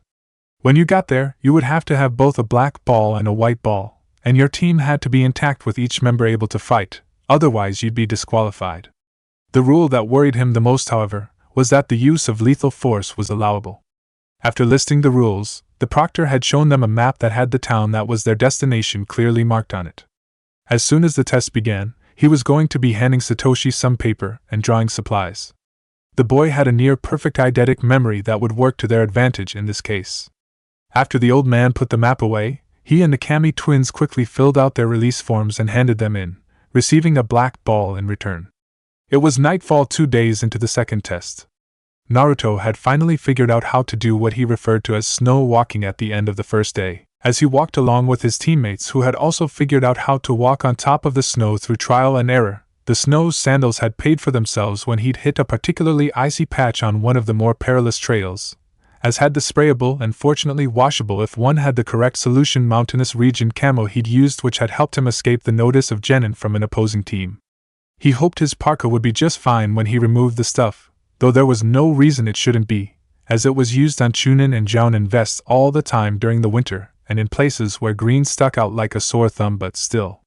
His team had run into Suzume and Satoshi's former classmates the previous afternoon. Since they too had a black ball, they had decided to form an alliance, as they had a better chance of succeeding if they worked together. As the day wore on towards evening, something of an informal treaty which stated that if they managed to get a white ball off another team, a member of each team would take turns carrying it until another white ball was acquired had been drawn up. While they were together, the teams would not be fighting each other unless A, one team tried to run off with the white ball, or B, it was the last day and they had not acquired another white ball. After the details of their alliance had been hammered out, Kurosaki Hiro, Yamaguchi Yusuke, and Fujiwara Aiko were rather fun to travel with. Fujiwara was good at telling stories, as he had learned through a series of hand signs that had been traded throughout their combined watch the night before. Yamaguchi had quite the sense of humor, and knew jokes that would make even an experienced jounin blush. Kurosaki had been someone with whom he and Suzume, who'd started him on explosive tags a couple of months before, could discuss the merits of explosive tags, and possible seal alterations on said tags to change the effect. He'd even demonstrated a tag that created green fire when it blew. All in all, it had been a relatively good day as they searched for signs of another team, and awaited ambush by another team should that team find them first instead. Night was now falling, and they had come upon the perfect place to make camp. In fact, it was a little too perfect. Someone should have claimed it by now, especially considering the fact that some of the older genin taking the exams would have been chunin already if they hadn't previously failed the parts that required the success of the entire team, and were therefore much stronger and faster than a group of genin that were little more than rookies. If he and his team had found this place earlier, he would have. Yamaguchi! Get back, let me take point! He yelled as he raced towards the members of the other team who were racing forwards in order to score the best sleeping spots before he and his teammates got a chance to. He was the team trap specialist for a reason, and that wasn't just because he was good at laying the darn things. He also knew how to avoid and disarm them. That, and if he wasn't killed outright by a trap he failed to disarm, there was a good chance he'd survive. For some reason, he always healed a lot faster than his teammates. Despite the fact that he'd acted as quickly as he could when he'd realized the situation they were in, he was too late. He only had time to knock Kurosaki, whom he'd reached first because the boy was trailing slightly behind his teammates, down when the trap went off. There was a deafening explosion as something went flying past him. Immediately afterwards, there was agonizing pain in his back as rock chips or something sliced across it. After a couple of seconds that seemed like an eternity, the dust began to settle, and he lifted his head and looked around. Yamaguchi was obviously dead, Fujiwara was trying to breathe but it didn't sound right, and Kurosaki's back was sliced to ribbons. His teammates were on the ground too, and they appeared to be injured as well. The area surrounding all of them was littered with small, shiny bits of metal. Shrapnel. The bastards who'd set them up had packed their goddamn trap with shrapnel. The bastards who'd set that trap hadn't meant to injure or incapacitate their opponents in order to retrieve their ball, they had deliberately meant to kill them.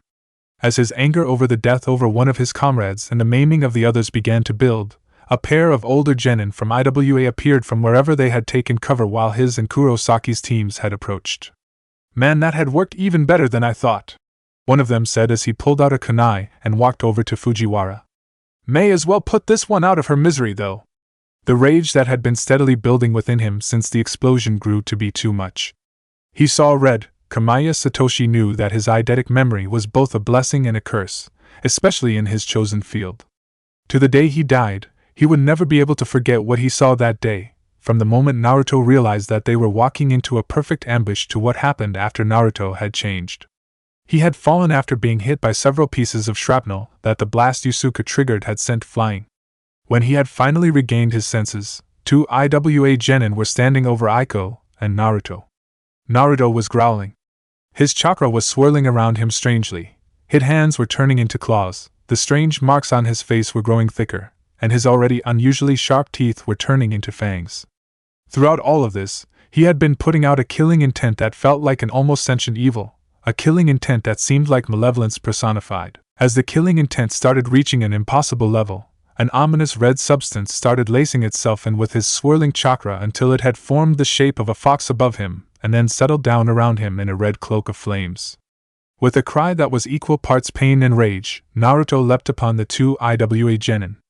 As he watched his teammate tear the two genin apart with his bare hands, all he could think was, this is why Naruto is treated like an outcast. Why parents pulled their children away from him. Why cousin Tetsuo had been nervous around him in the beginning. This is why. He didn't exactly know why he called out to Naruto that day. It was probably the stupidest and most dangerous thing he could have done in the situation, considering the fact that the boy had gone completely berserk, and probably wouldn't have recognized him.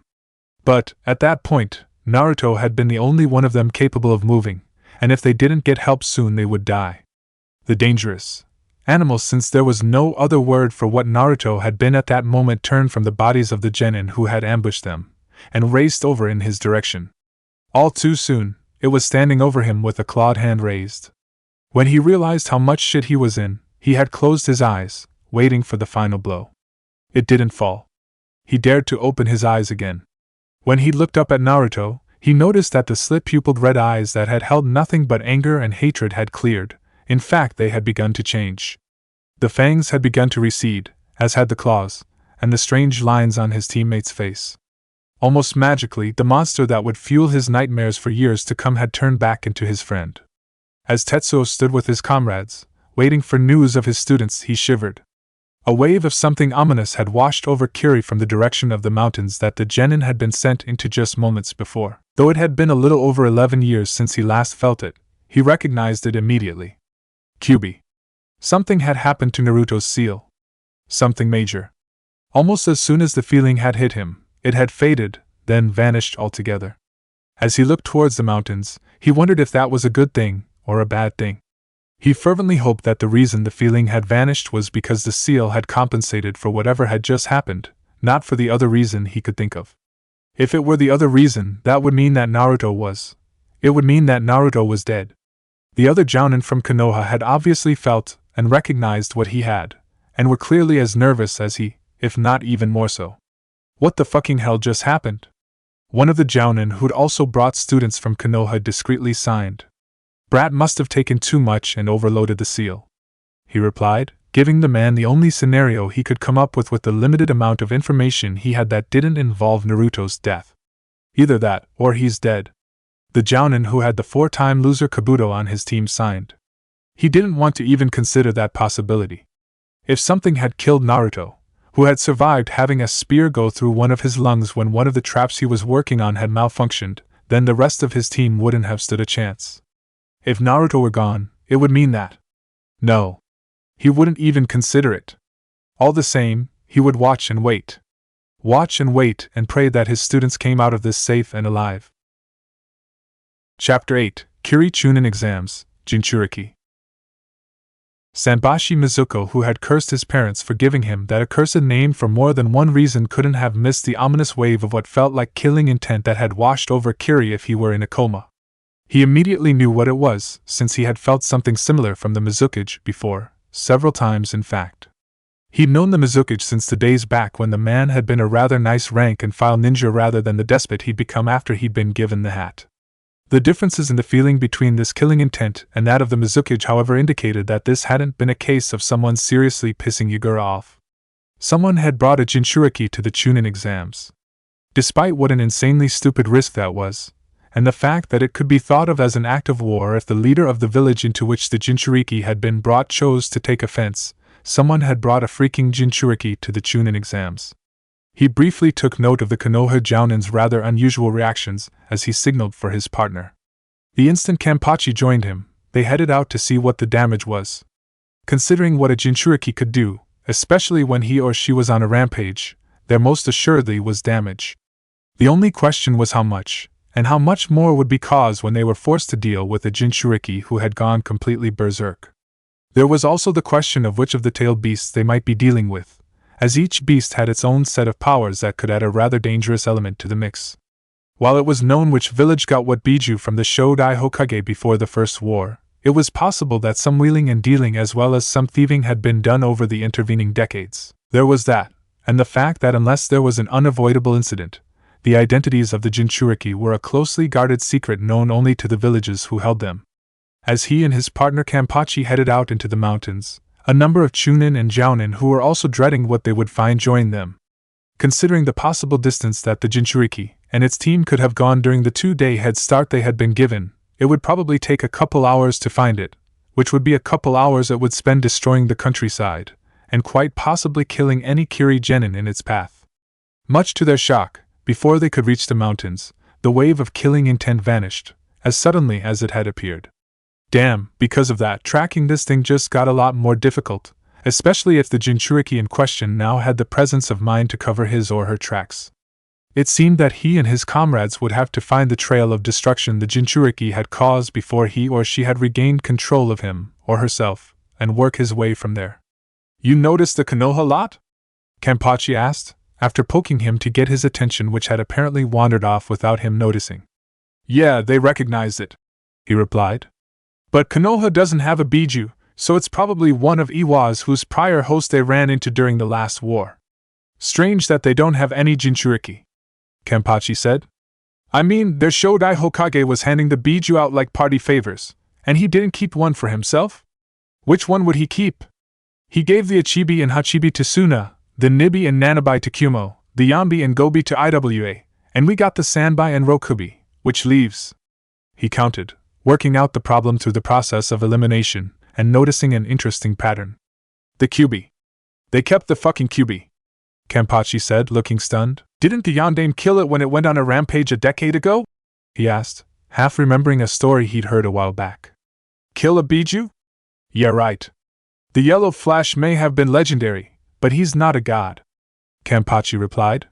You think we'll be able to prove it was Konoha that brought the Jinchuriki? He asked. Only if we find the thing, Kenpachi replied. Naruto had never been more grateful to be able to transform into objects, even though he shouldn't have been able to do so, than he was now. He couldn't turn into bandages or things like that, but he could make a few of his clones turn into stretchers.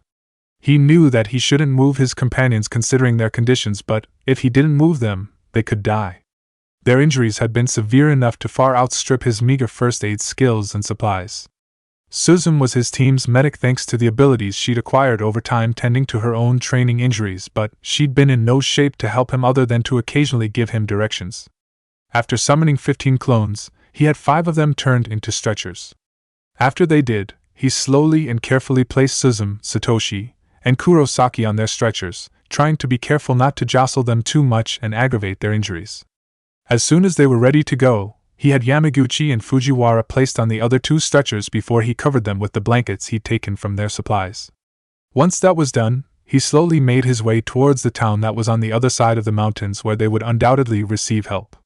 Because of his teammates and Kurosaki's injuries, his first instinct was to hurry, but if he did so, he knew he would cause more harm than good, so he forced himself to go slow. It was dark, he did not know the terrain, and one jab from a good sharp rock would dispel a stretcher bearer, which was a very bad thing, considering the path that was ahead of him. The path before him was dangerous even in daylight, but it was the only chance his comrades had. As he worried over his teammates, he and his shadow clones traveled through the night, carefully picking their way through the darkness. As they were traveling through a small forested area sometime near dawn, they encountered a team from Kiri. Fortunately, the trio of Kirigakure Genin had been too surprised by what they saw to attack immediately, allowing Naruto to get a word in edgewise. Do you have a medic on your team? He asked the group of Genin who looked to be about 15 or so. He desperately hoped they did. While he'd been able to stop the bleeding and bandage most of the shrapnel wounds his teammates had received, Kurosaki and his teammates weren't looking so good. Satoshi had developed a fever sometime during the night, and it sounded like Suzume was coming down with a cold. And if we do? The person who'd apparently been designated team leader asked. I have 2 black balls that I would be willing to trade for medical services, he replied. I will also be willing to provide my services as a guard and look out for as long as my friends receive treatment. What's to stop us from taking your balls for ourselves? The team leader asked arrogantly. In response to this question, he summoned 20 Kage Bunshin and demonstrated for the boy that they were indeed solid. After that small display of power, the Kiri-nin had rather sensibly backed down. What's to stop you from taking our ball? The team leader asked in a slightly more subdued tone of voice. The fact that it would be an absolutely pointless gesture on my part, he said, gesturing to his injured teammates. Can you keep moving? The team leader asked. Yes, he replied. He would have to, since a medic could only do so much, and his friends obviously needed to get to the hospital as soon as possible. Deal, the team leader said as he held out his hand. If you slow us down too much though, we'll leave you behind. After shaking the hand of the leader of the team of Kiri Genin, he pulled out the offered merchandise, hoping that he was doing the right thing, and that his new business partners would not betray him. The team leader examined the black ball he'd handed over, and found it to be acceptable. Chiako, look after them, the team leader said as he stashed the ball in his equipment pouch. The girl who had been hanging back in a tree, obviously having been on watch while her teammates slept before he arrived, dropped from her perch and moved towards the stretchers. For some strange reason, she moved to the stretcher that contained Yamaguchi first, and pulled back the blanket that was covering him, instead of moving towards his injured comrades. From her startled gasp, he could tell that she'd gotten a good look at what was left of the boy whom she hastily covered back up with the blanket. He growled in annoyance when she uncovered Fujiwara instead of going over to his teammates. There was another gasp before Fujiwara was hastily recovered, and after what seemed like an interminable wait, The girl finally started looking at Kurosaki and his teammates. After examining Kurosaki and Suzume, she reached Satoshi. "There's not much I can do for him," the girl said to him sadly when she finished examining him. "His wounds have become infected. All we really can do now is try to keep his fever down and hope he survives until we make it into town." Doki Iwaka woke from her nightmare screaming. She had spent half the night running, until she had become too exhausted to continue. After finding a semi-sheltered spot, she had collapsed and fallen asleep despite the fact that she'd struggled not to. How did it come to this? She wondered for what had to be the 1000th time. The plan had been so simple. When her brother's ground squirrel summon had come back and informed them that they were about an hour ahead of a Konoha team that was headed in their direction, they had spent some time discussing what they would do to them when they arrived. It had been her idea to kill them in revenge for a father she had barely remembered. When they had found the perfect spot for an ambush, she had thought that the gods had been smiling upon them. They hadn't. While she had hung back with the team's ball just in case, her twin brother and her best friend went to deal with the survivors of the trap they'd set, and they never came back. The blonde boy who'd realized that there was a trap there had turned into a monster and tore them apart. She had run before the monster could get her too. As she ran, she remembered one of her grandmother's sayings, a saying she used to ignore like she had all the rest of them. "When you seek revenge, dig 2 graves, one for your enemy and one for yourself." Sanbashi Mizuko had been resting after having run in circles throughout the night when a Chunin had come up to him with a possible location for the incident, as it was being called. Despite the fact that he was bordering on exhaustion, he quickly dropped everything and raced to the indicated location with Kanpachi following half a second behind. After 10 minutes of running, they arrived at what would have been an ideal camping site, if it weren't for the surrounding carnage, that is. Fortunately, it hadn't snowed the night before, so he was able to get a clear picture of what had happened. "One team came in through here. Based on the tread patterns of their shoes, I'd say it was the IWA team," he said to his companion, who wasn't quite as good at tracking as him but was good for bouncing ideas off of. After finding somewhere to start, he wandered around the site, being careful not to disturb it because it was currently their only clue as to the identity of the Jinchuriki. After circling the site once, he was reasonably certain he knew what happened. 2 teams came through in this direction moving together. Konoha. I recognized the maker's mark on the bottoms of 2 pair of sandals. One of them is rather good at evading trackers, he almost didn't leave footprints, he said as he pointed another set of tracks. 3 broke away from the group, no wait, 4, near invisible child size 13 broke away as well, at this point, he said as he reached the start of a set of tracks that had nearly been obliterated by an explosion. They seemed to have moved towards the explosion when it happened. Blood pools here, here, and here indicate where the Konoha group fell after the explosion, he said, pointing to 6 blood pools, one of which was much smaller than the rest. Apparently they were hit by shrapnel, he said as he picked a small metallic object up off the ground. IWA men size 8 and IWA men size 11 arrived on scene shortly after, at which point Konoha winter terrain child size 13 gets up from here and moves towards them on all 4s, he says, pointing to the more distinct tracks that led from the relatively tiny blood pool to the shredded corpses, briefly wondering at the odd cyclonic pattern in the snow surrounding that blood pool. Size 13 then moves over to Konoha men size 5, at which point his tracks turn nearly invisible again, he said as he followed what seemed to be an impossible number of almost invisible tracks which went up a path he barely wants to try in daylight, and would not have dared at night. The small tracks vanished altogether on a slick icy patch. There was no sign of size 13 or his companions in the gorge below, so it was safe to assume that he is alive somewhere. Whether he had remained on the path or climbed up or down the side of the cliff is a mystery, however. And he vanishes entirely over here, he finished, as he pointed at the icy spot on the path. So, what happened to the other bodies? Kanpachi asked. Sealed in a storage scroll to be brought back for burial most likely, he replied as his mind was turning over the puzzle of the impossible number of tracks that all went in one direction. Either that, or size 13 somehow managed to summon about a dozen Kage Bunshin and carried them. So size 13 is our Jinchuriki then, Kanpachi replied. Looks like, he replied, as he turned over the information in his mind. Funny, he would have expected the Jinchuriki of the nine-tailed fox to have caused a great deal more destruction, or have left more bodies behind based on the amount of killing intent he'd felt. So we're either looking for a girl with tiny feet or a small boy, Kenpachi said. Yes, he replied. Chapter 9, Kiri Chunin Exams, Conclusion. Sado Chiako nervously watched the blonde Konoha boy out of the corner of her eye. There was something seriously off about the boy. When the boy had come to them with his offer yesterday morning, she and the rest of the team had thought that they would be attacked by the injured comrades the boy had brought with him. After all, something like that had to be a genjutsu, right? Even with a freaky bloodline, it wasn't possible for someone to make 10 copies of themselves, was it? As it turned out, it had not been a genjutsu. The boy's companions really had been injured, and 2 of them were truly dead. While she had seen death before, she had never seen anything quite as gruesome as what had been under the blankets of the completely covered stretchers 4 of the boy's copies had been carrying. She had thought that the time she had seen a beggar bleeding out in the street after a fight over some scraps would be the worst thing she would ever see, but she had been wrong. After the bargain for aid had been struck, they had continued on their way, expecting betrayal from the boy at any moment. That betrayal never came. The boy had been as good as his word, even helping to repel a team that had attacked shortly before noon yesterday. When they had stopped for a break after the fight, Hikaru helped the boy seal his dead comrades into a storage scroll so they wouldn't attract predators or stink up the place, since he refused to leave them behind.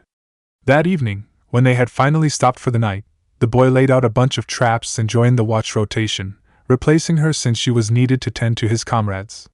The thing that made Chiako most nervous now wasn't the possibility of betrayal from the boy who had so far kept his word, it was the oddities she noticed while he traveled with her team. The first oddity had been the technique he'd been using to multiply himself. The second thing she noticed was that, while his clothes were damaged and it looked like he had sustained serious injuries himself, the boy had been completely uninjured when she examined him. There had been marks where such injuries could have been, but those had completely vanished by sundown. The third oddity she'd spotted had been the fact that the boy, if that was what he was, could maintain his multiplication technique for the entire day without dropping from chakra exhaustion come nightfall. Most disturbing of all was Wataru's reaction to the boy. Wataru was a natural chakra sensor, and whatever he had seen when he turned his ability on the boy had left him shaken. Come to think of it, he'd been hanging back when Hikaru had approached the boy when the team had first met him. She could tell that her teammates were just as nervous and wary of the boy from Konoha as she was, if not more so. Normally, the 2 of them would have attacked what they would have seen as a threat, but this time they refrained, knowing that the blonde boy was only letting them live because they served a purpose. For as long as they served that purpose, the boy's power would be at their disposal to a degree rather than turned against them. The town that was their target came into sight. That, of course, was the perfect time for the being which she wasn't entirely sure was human to show its true colors, since he wouldn't be needing them anymore. She had done her absolute best to stabilize his companions with the limited resources she'd had at her disposal, but she had only been marginally successful.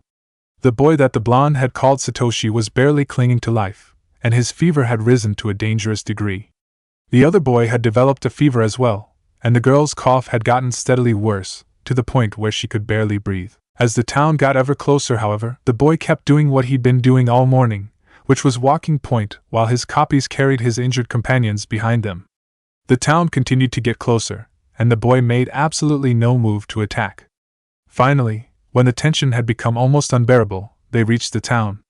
Once within the town limits, the boy said, "Thank you," before he departed and headed to the medical building with his copies and injured comrades trailing behind him. That was it. Thank you. And then the child that had haunted her nightmares during what little sleep she had managed to get the night before was gone. Soon she and her team were handing their balls over to one of the exam's proctors, and they had something new to worry about. Namely, the third phase of the exams. Naruto sat in the medical center's waiting room alongside Tetsuo-sensei and a jounin named Morishita. He had absolutely nothing to do at the moment, and the anxiety and fear for his teammates had faded to a restless boredom and vague sense of worry over the hours since they'd arrived. In the beginning, there had been something of a panicked rush as he'd gotten Kurosaki and his teammates seen to. Then, Tetsuo-sensei and Morishita-san arrived with a couple of the other jounin sometime during the general flurry as several medics examined and started treating the injured. Not knowing what else to do with them, he had handed the remaining black ball and the white ball that he'd gotten off the team he'd helped the Kiri team fight off to a proctor who had arrived with Tetsuo-sensei. As his team was in no condition to fight and wouldn't be in the next 24 hours, they were naturally disqualified. He knew that they would be disappointed to hear that when they woke up, After his comrades had finally been whisked off to treatment rooms, and he'd been pushed into the small, drab waiting room, he had given the scroll with Yamaguchi's and Fujiwara's bodies in it to Tetsuo-sensei since he hadn't known what to do with that either. He didn't know why Tetsuo-sensei had opened the scroll then and there, but he did, and Morishita-san started crying the instant she saw the bodies.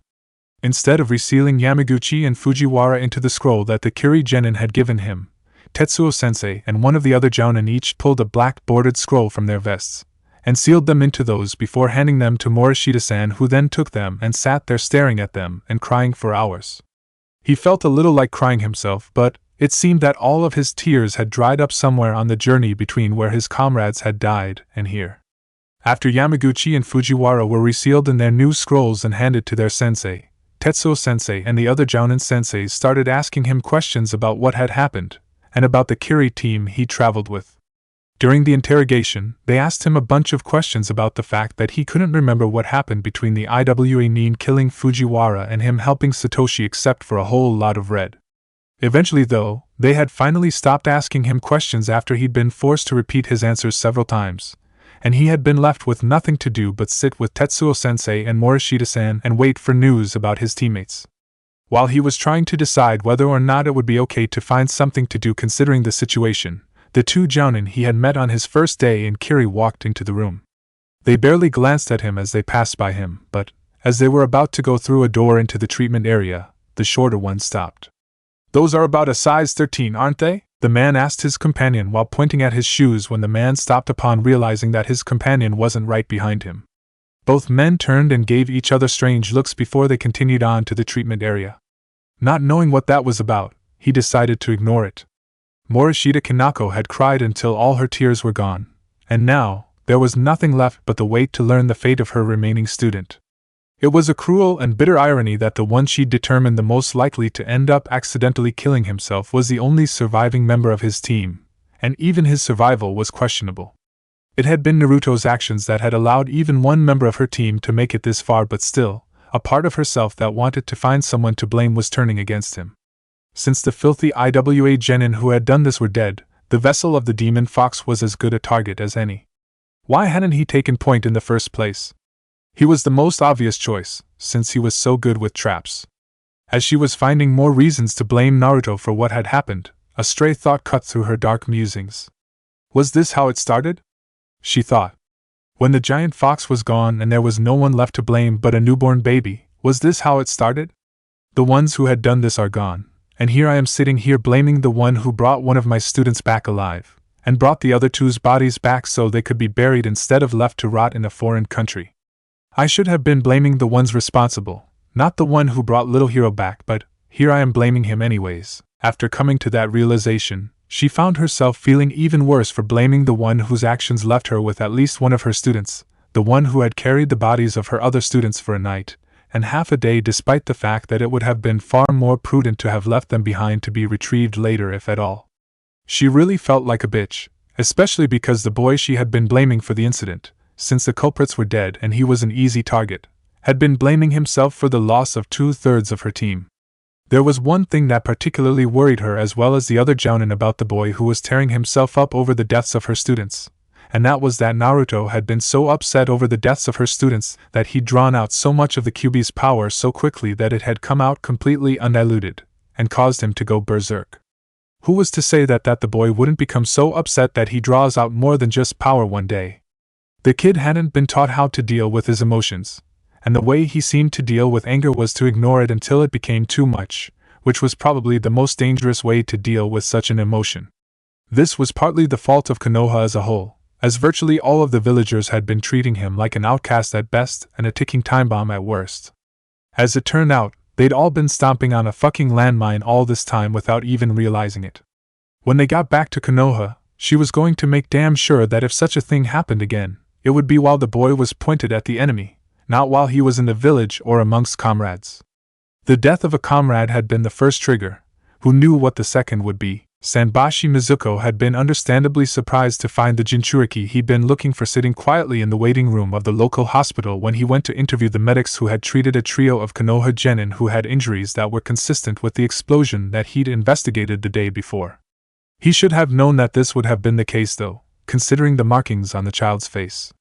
All Jinchuriki had some such oddity that marked them as containers of a biju. The pupilless pink eyes that looked like a dojutsu were the Mizuki's.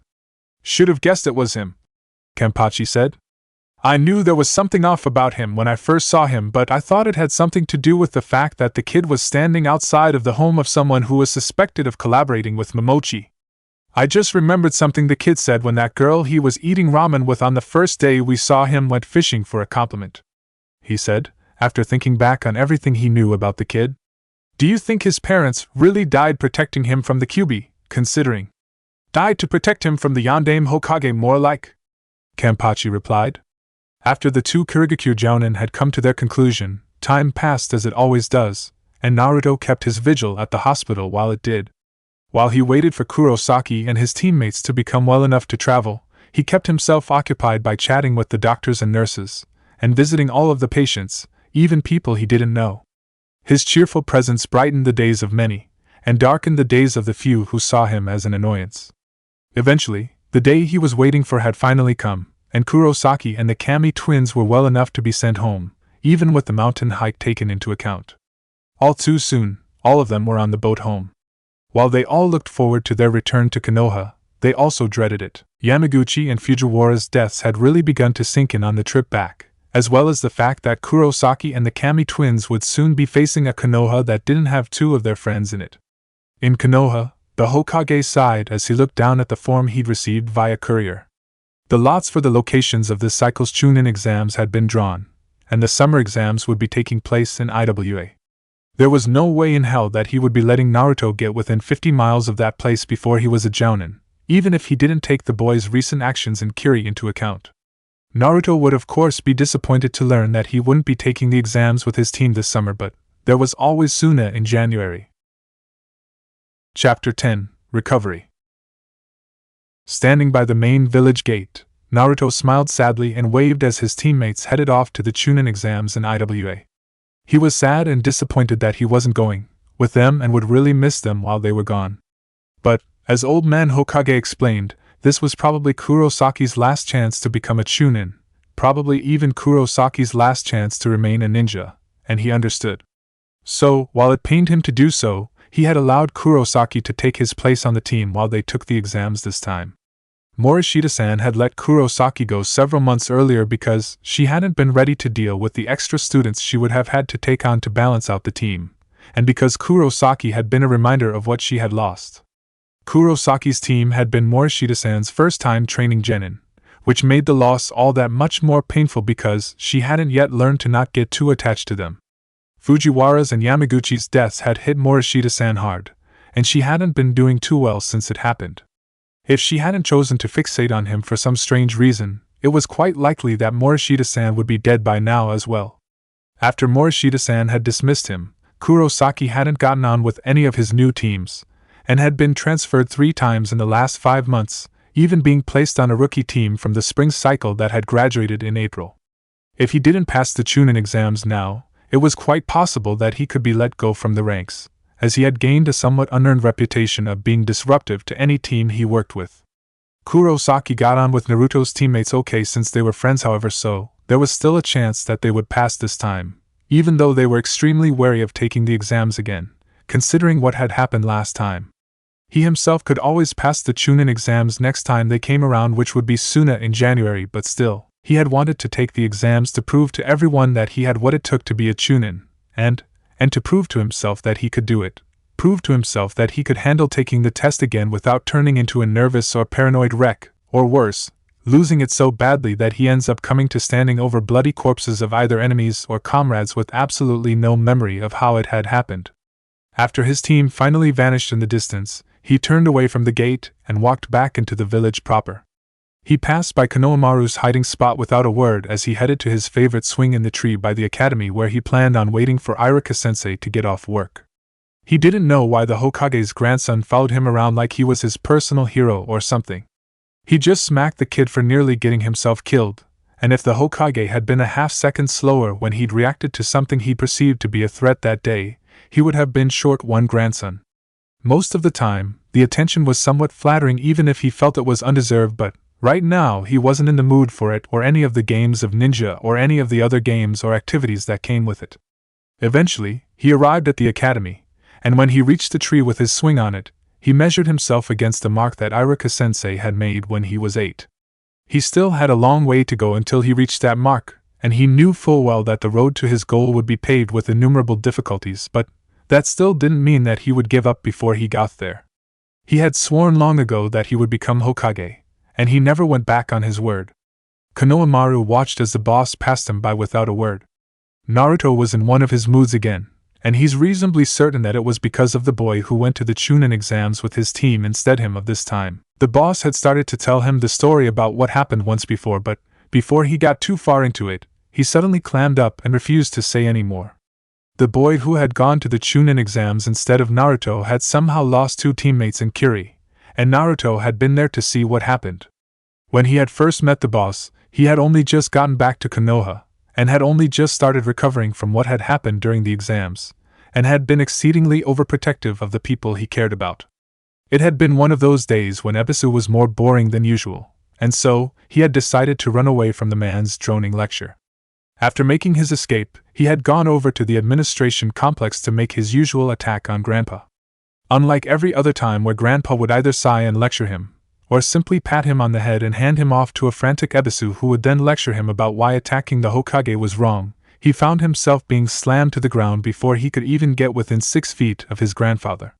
When he looked up to see who had done this, he found himself looking into a pair of cold, merciless blue eyes. The eyes he'd found himself looking into turned out to belong to a blonde-haired boy with whisker marks on his cheeks who was wearing a dark orange and brown jacket. He barely noticed any of that, however, as his attention was focused on the very real and very sharp kunai that was held tightly clenched in the boy's fist. A kunai that hadn't been jabbed into one of his vital organs or slid across his throat because his grandfather was holding the boy's wrist, preventing the boy from doing so. "It's okay, Naruto," Grandpa said in a soothing tone that was clearly meant to calm the boy down. "You can let it go. It's just my grandson Konohamaru. He wasn't really trying to hurt me." Eventually, the blond boy released his hold on the kunai, which his grandfather then took, and let him up. When he got up, the older boy slapped him across the face. "What the hell did you go and do a fucking stupid thing like that for?" the boy yelled at him. "You could have gotten yourself killed." The boy had hit him. Nobody had dared hit him before, nobody. And nobody had deemed him enough of a threat to warrant attacking him before when he attacked Grandpa either. Since then, when he caught Naruto when he was in a good mood, the boss played with him, and taught him stuff, and they had fun together as they went on a number of adventures. When the boss was in his other mood, however, he knew to give him space and wait for him to be happy again. Sasuke scowled as he passed the Uzumaki boy, who was sitting in the swing near the academy as if he belonged there, when classes let out for the day. The idiot was still wearing that stupid hitite as if he believed he were a ninja, and amazingly enough, people still let him get away with it for some reason. There was no way in hell that the Uzumaki could have become a ninja before him. If anyone was going to be graduating the academy early, it would have been him. Iruka had countermanded his entry into the academy graduation exam when he'd signed himself up for it at the end of last year, saying that he was not yet ready. And that went to further prove that it was completely impossible for the Uzumaki to have graduated because, if he, who was at the top of his class and shoo-in for Rookie of the Year, was not ready to graduate, then there was no way in hell that an idiot who had been at the bottom of his class before he dropped out could have been ready to graduate over a year and a half ago, or could ever be. Deciding to ignore the moron, who would undoubtedly try to pick a fight with him if he said anything to him, because he had better things to do than fighting idiots who couldn't hack it at the academy, he made his way back to the Uchiha district to train so he could grow strong enough to defeat that man. The lessons at the academy were far too easy and low level for his tastes, and he needed to get stronger faster, so he could kill that man and avenge his clan. The bastard was still out there, and he wasn't going to drop dead without his help. As Ino departed from the academy, she turned to see what Sasuke-kun had looked at before he left. It was Naruto. She didn't know why Sasuke pretended that Naruto had dropped out of the academy, but since she was going to be the future Mrs. Uchiha, she had to pretend that he'd dropped out of the academy as well. Deciding to ignore the Uzumaki, she turned her attention back to her Sasuke-kun, who was far more important, and who was leaving. With a cry of, "Sasuke-kun, wait!" she raced after Sasuke, whose back was receding in the distance. As he made his way across the academy grounds, Shikamaru briefly studied Naruto. That boy was a puzzle, and a rather difficult one to solve at that. One thing he could never do was leave a puzzle unsolved. They had a tendency to bother him until he finally turned his focus on them and solved them just so he could finally relax without the puzzle in question constantly occupying his thoughts and ruining what would otherwise be a good day. When the Uzumaki boy had been a student at the academy, he had been held up as a prime example of an idiot and acted as such, though, admittedly, on further reflection, a number of the pranks the Uzumaki boy had pulled had required a great deal of planning and covert effort on the Uzumaki's part. The fact that he managed to catch Chunin, who knew to be wary of such things in even his most basic pranks, also hinted at a higher level of skill than the one the teachers would admit to. But still, the boy's standard skill set and test scores while he'd been at the academy had been at the extremely low end of acceptable, and barely at that, and there had been no evidence that he'd been faking his lack of skill, or doing the minimum amount of work necessary to get by like he did. Outside of the academy, however, the Uzumaki boy had become something else entirely. He had defied all expectation, and become a capable shinobi in his own right.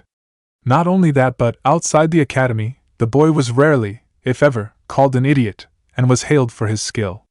How had this happened? By all accounts, the boy who had been at the bottom of their class, and had not been ready to graduate according to current standards, should have been an absolute failure in the field. In one word, Naruto was troublesome. When Chuji heard Shikamaru's mutter of troublesome, he turned to see what his friend was looking at. Quite often, things Shikamaru found to be troublesome were interesting in his book. As it turned out, Shikamaru had been looking at Naruto, who was hanging around on the swing for some reason, probably waiting for Yumino-sensei to get out, since he'd seen them talking a few times before. To be honest, he probably would have completely forgotten about the boy despite the amusing pranks he used to pull, if his dad didn't bring him up a great deal. When his dad mentioned something Naruto had done, he would often refer to him as the little thief, and he had often wondered what it was the boy had stolen because, when Naruto was in the academy, he never took things that didn't belong to him unless doing so was part of a prank. At first, he had thought it was the hitayate that Naruto had been seen wearing around town since he'd heard from several of his classmates that Naruto wasn't really a ninja, but he rather quickly learned that was not the case, as his father had used the words genin and Uzumaki in the same sentence without the words is nada between them on more than a few occasions, most often in the query, "Why are you not a genin like Uzumaki?" He had once heard his dad and Shikamaru's dad talking about something that Naruto had done during the Chunin exams a few months back, but he didn't hear exactly what it was that had supposedly happened because he'd been discovered and sent off to do chores before his and Shikamaru's fathers resumed their conversation. Whatever it had been that Naruto had done, it had been big. Now, when his dad talked about the little thief, there was a tone of admiration in the man's voice that was usually reserved for people like the yandere, and it made him jealous. Trying to see what it had been about Naruto that had caught Shikamaru's attention, he watched the boy for about a minute. He wasn't doing anything interesting though, just sitting in the swing like he used to do when he was feeling depressed back when he was still an academy student. Boring. Shrugging, he turned and continued on his way back home where his mother undoubtedly had his afternoon snack waiting for him. Naruto-kun. Hinata sighed from her hiding spot, which had a good view of the boy in question. She had admired Naruto for years, ever since that day Naruto had brushed off the ridicule of the entire class and kept trying despite the fact that he kept failing as well. He had something she could never have, even though she tried and tried and tried. Despite the incredible adversity he had gone through, Naruto had never retreated. Whenever life knocked him down, he got back up and started climbing even higher. She wished she could be like him, then she wouldn't be such a disappointment to her father and her clan. At the very least though, she could always be there for Naruto, even if he didn't notice her. When Hibachi noticed where his friends were headed, he steered them away from Naruto. He could tell that the other boy was in no mood to talk. His friends looked like they wanted to go over and speak with him, probably so they could say that they had. Naruto was something of a notorious figure in the class, and much of the rest of the academy for that matter, and not just because of the pranks of his which had become legendary in the year and a half since he left. He knew that he'd royally screwed up when it came to Naruto. He had had a chance to have him in his group a few years back, and he totally blew it. Now, based on what he heard his dad say to his friends, Naruto was some big hero, and if anyone ever asked him about him, all he would be able to say was that he'd constantly rejected him, and once even tried to trick him into getting himself killed by enemy ninja while he was still at the academy. There wasn't much he could do for Naruto now, but maybe he could give him some space right now, and defend him when Sasuke and his fan club were on one of their "Naruto is a dropout, not a ninja" kicks, instead of remaining silent like everyone else usually did in order to not antagonize the Uchiha later. Sakura growled when she saw Naruto sitting in the swing, still wearing that stupid headband as if he were a ninja. There was no way that Naruto could have become a ninja before Sasuke-kun. Sasuke-kun was completely awesome, and the best of the best, and if Yumino-sensei said that he wasn't ready to graduate just yet, then that meant that the dropout who was still rather pathetically pretending to be a ninja most definitely hadn't been. Upset over the fact that Naruto had dared to cheapen the sacrifices that real shinobi made for the village every day by wearing that hitite as if he had a right to, she decided to give Naruto a piece of her mind with her fists. So, instead of chasing after Ino Pig and Sasuke-kun, who had already disappeared into the distance by the time she'd gotten out the door, she turned in the Uzumaki's direction, stomped over to the boy, swung her fist at his head, and found herself lying pinned on the ground face first with her arm pulled up behind her back and someone sitting on top of her. "I might have let you get away with that while I was at the academy because I liked you, but I'm not going to let you take advantage of my kindness in such a manner again," the person sitting on her back said. "Allowing myself to be abused in such a manner is not behavior befitting a shinobi. Despite the fact that I am loath to do so since you already attacked me, I'm going to let you up. If you try to hit me again, however, I'll break your arm. Before you even think about testing this, I'm going to warn you right now that I'm not going to go easy on you because you're a girl, since that's just a bit of civilian nonsense, and I've learned the hard way that girls are just as dangerous as, if not more so than, boys. If you think anyone will make a fuss over me breaking your arm, well, let's just say that you don't want to be there when they learn that the reason your arm was broken was because you were suicidally stupid enough to try and attack a ninja," the person who was kneeling on her back said as he released her arm and got off of her. When she got up, she found herself facing Naruto and shivering as she looked down into a pair of cold blue eyes. Despite knowing that it was just Naruto, and that it was a cowardly act to do so, she ran. Iruka smiled sadly as he watched the exchange between Naruto and Sakura from his spot by the academy doors. It was quite obvious that the boy still hadn't recovered from his ordeal during the Chunin exams.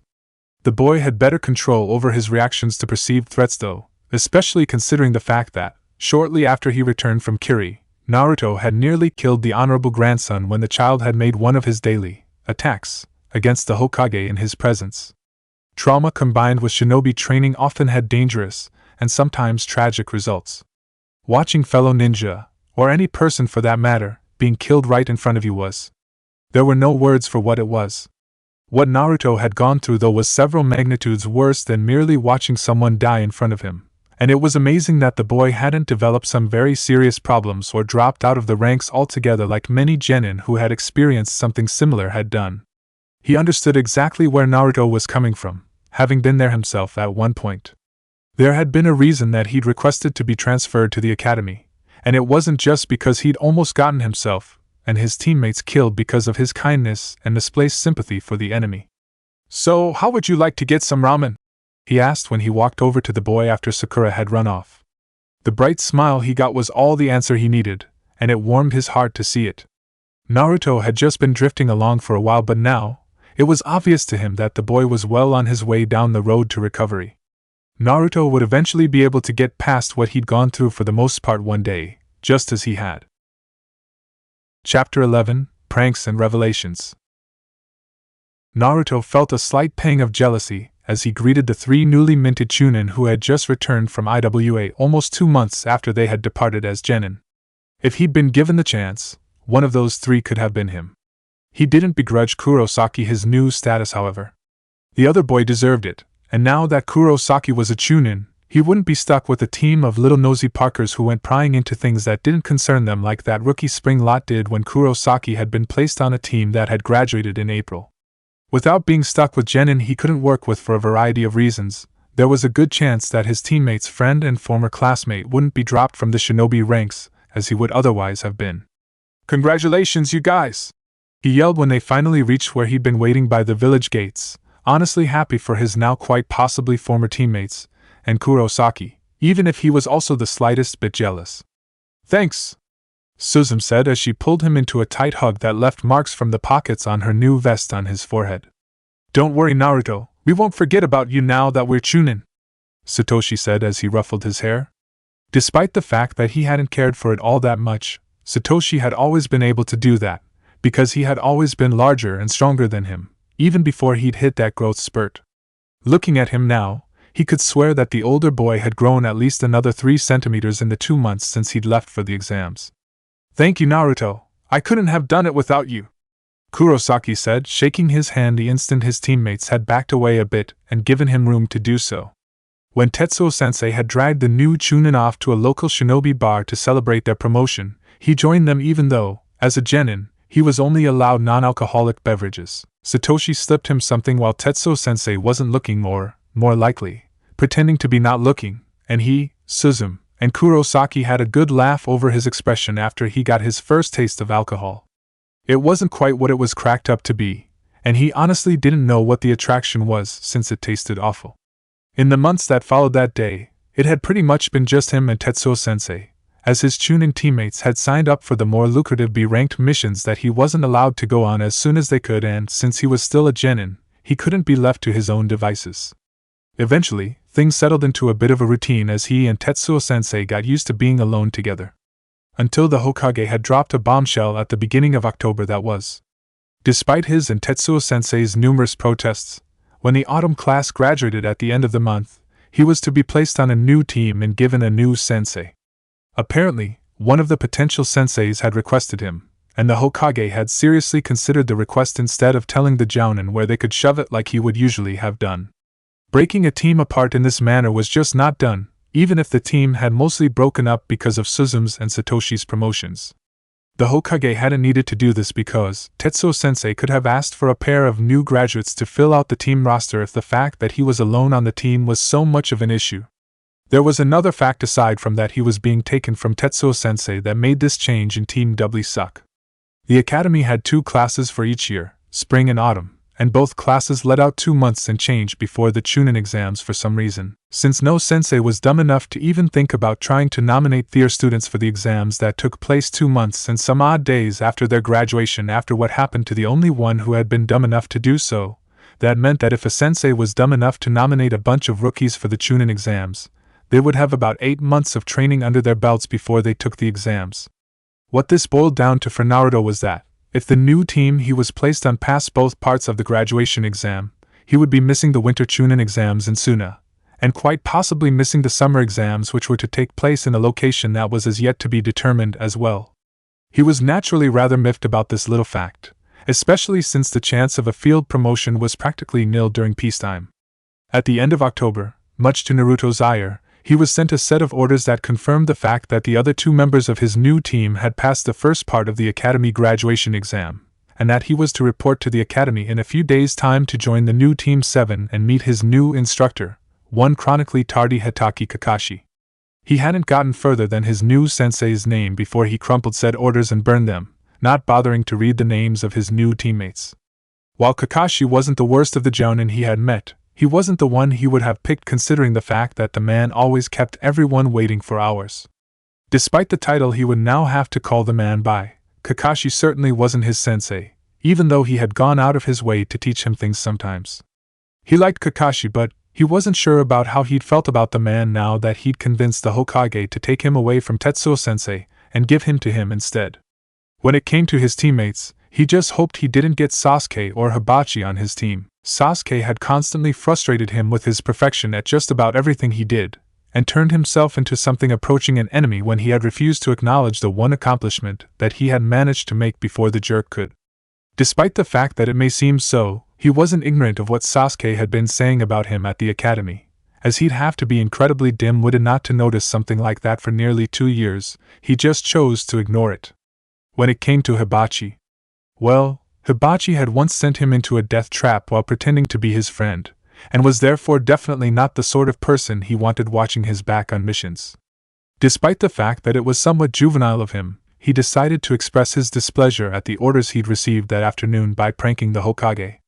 He still occasionally pranked people to keep his skills sharp while in the village, but, after he'd made genin, he had never pulled one on the Hokage, having taken his role as a shinobi of the leaf seriously. The old man's 2-year reprieve was at an end, however, and tonight the old man was going to learn this little fact the hard way. It had been nearly midnight when he finally snuck into the tower to pull his prank. Getting in had been easy since Konohamaru had left his goddamn window open again. No matter how many times he told the boy, he never learned. Apparently, despite the dangers of doing so, the kid couldn't sleep at night unless he had fresh air, even if that meant that he had to cover himself with half a dozen blankets to keep warm. The instant he was inside Konohamaru's room, he closed the window with a sharp snap, waking the boy who had been huddled under at least 6 blankets. He swiftly covered Konohamaru's mouth before the boy could make a noise that would alert one of the tower guards. "What did I tell you about the window?" he hissed to the boy who had the decency to look slightly guilty. "You're lucky it was me and not an assassin. One of these days, you're not going to wake up at all. Now keep quiet, I'm off to prank your grandfather." With that said, he left the room, hoping the evil grin on the small boy's face was for the idea of his grandfather being pranked, rather than the fact that he planned on, say, alerting the guards to his presence, for instance. As it turned out, the elderly Hokage had been on the toilet when he reached the old man's room, which gave him a chance to shore sheet the old man's bed and put some goop on his bedroom door handle. The main part of the prank, however, was going to take place in the Hokage's private office, which he and several Kage Bunshin would be repainting in a most creative manner. As he made his way to the Hokage's private office/study, he could have sworn that he heard a noise coming from the vault that the Hokage kept his most valuable scrolls in. Curious, he decided to investigate. Mizuki whirled around to face the person who had opened the door to the scroll vault that he was currently robbing, prepared to fight his way out with his prize, which he would be presenting to Orochimaru in exchange for the rank of Jounin in Odogekure. The person who had opened the door and caught him in the act wasn't a guard or the Hokage, however. It was the Kyuubi's vessel, who most clearly did not belong, since the boy had not immediately summoned the guards, making it apparent that his nocturnal activities in the tower were illicit as well. He quickly came up with a plan as he stood there waiting for the demon brat to make a move. He'd need a fall guy whom the theft could be blamed on after all, and who better to blame than the demon child? He knew his plan would work because, what better way was there to win the demon over to his side than to reveal that he had been betrayed, and make him want revenge? In every tale he'd heard about demons throughout his childhood, they had all sought revenge against those who they believed had wronged them. The hero had always defeated the demon in the end, however, and in this case, he was the hero. "Do you know why everyone in the village hates you, Naruto?" he whispered to the boy who had stood there and stared at him with a look of disbelief on his face for the several seconds it had taken him to come up with his ingenious plan. "Huh!" the brat said blankly, wearing that stupid look he remembered from his early days as an assistant instructor on his face. 12 years ago, the Hokage made a law. A law that stated that if anyone told you why they hated you, they'd be executed. Because of that law, everyone's been lying to you, even your precious Hokage, since the day you were born," he continued in a dramatic whisper. "Dude, you're in enough trouble as it is. If you could get executed for telling me, you really shouldn't," the demon brat hissed in a desperate whisper. 12 years ago, Beyondame didn't kill the Kyuubi," he said, interrupting the demon child's weak protests. "He sealed it into a baby. He sealed it into you. You are the demon fox, and that's why everybody hates you. It was because of you that so many people died, including your friend Irika's parents." The demon child looked stunned. Good. Now that he was off balance, it was time to go for the kill. "If you help me get out of here, I'll take you to a place where you'll be accepted, a place from which you can plan your revenge on those who kept you down and spat on you," he said, confident that his escape with the forbidden scroll was assured. 2 years ago, that little psychological attack would have been more devastating, and possibly even effective. Now, however, Naruto knew that not everyone hated him. Sure, the civilians were still a pain in the ass, but he had earned the respect of his fellow ninja, and he even had friends. He also knew enough about sealing to know that something had been sealed inside him, and that it had quite likely been the thing that had caused the blackout, or rather red out during the Kiri-chunin exams based on the whispers and hand signs between the Jounin.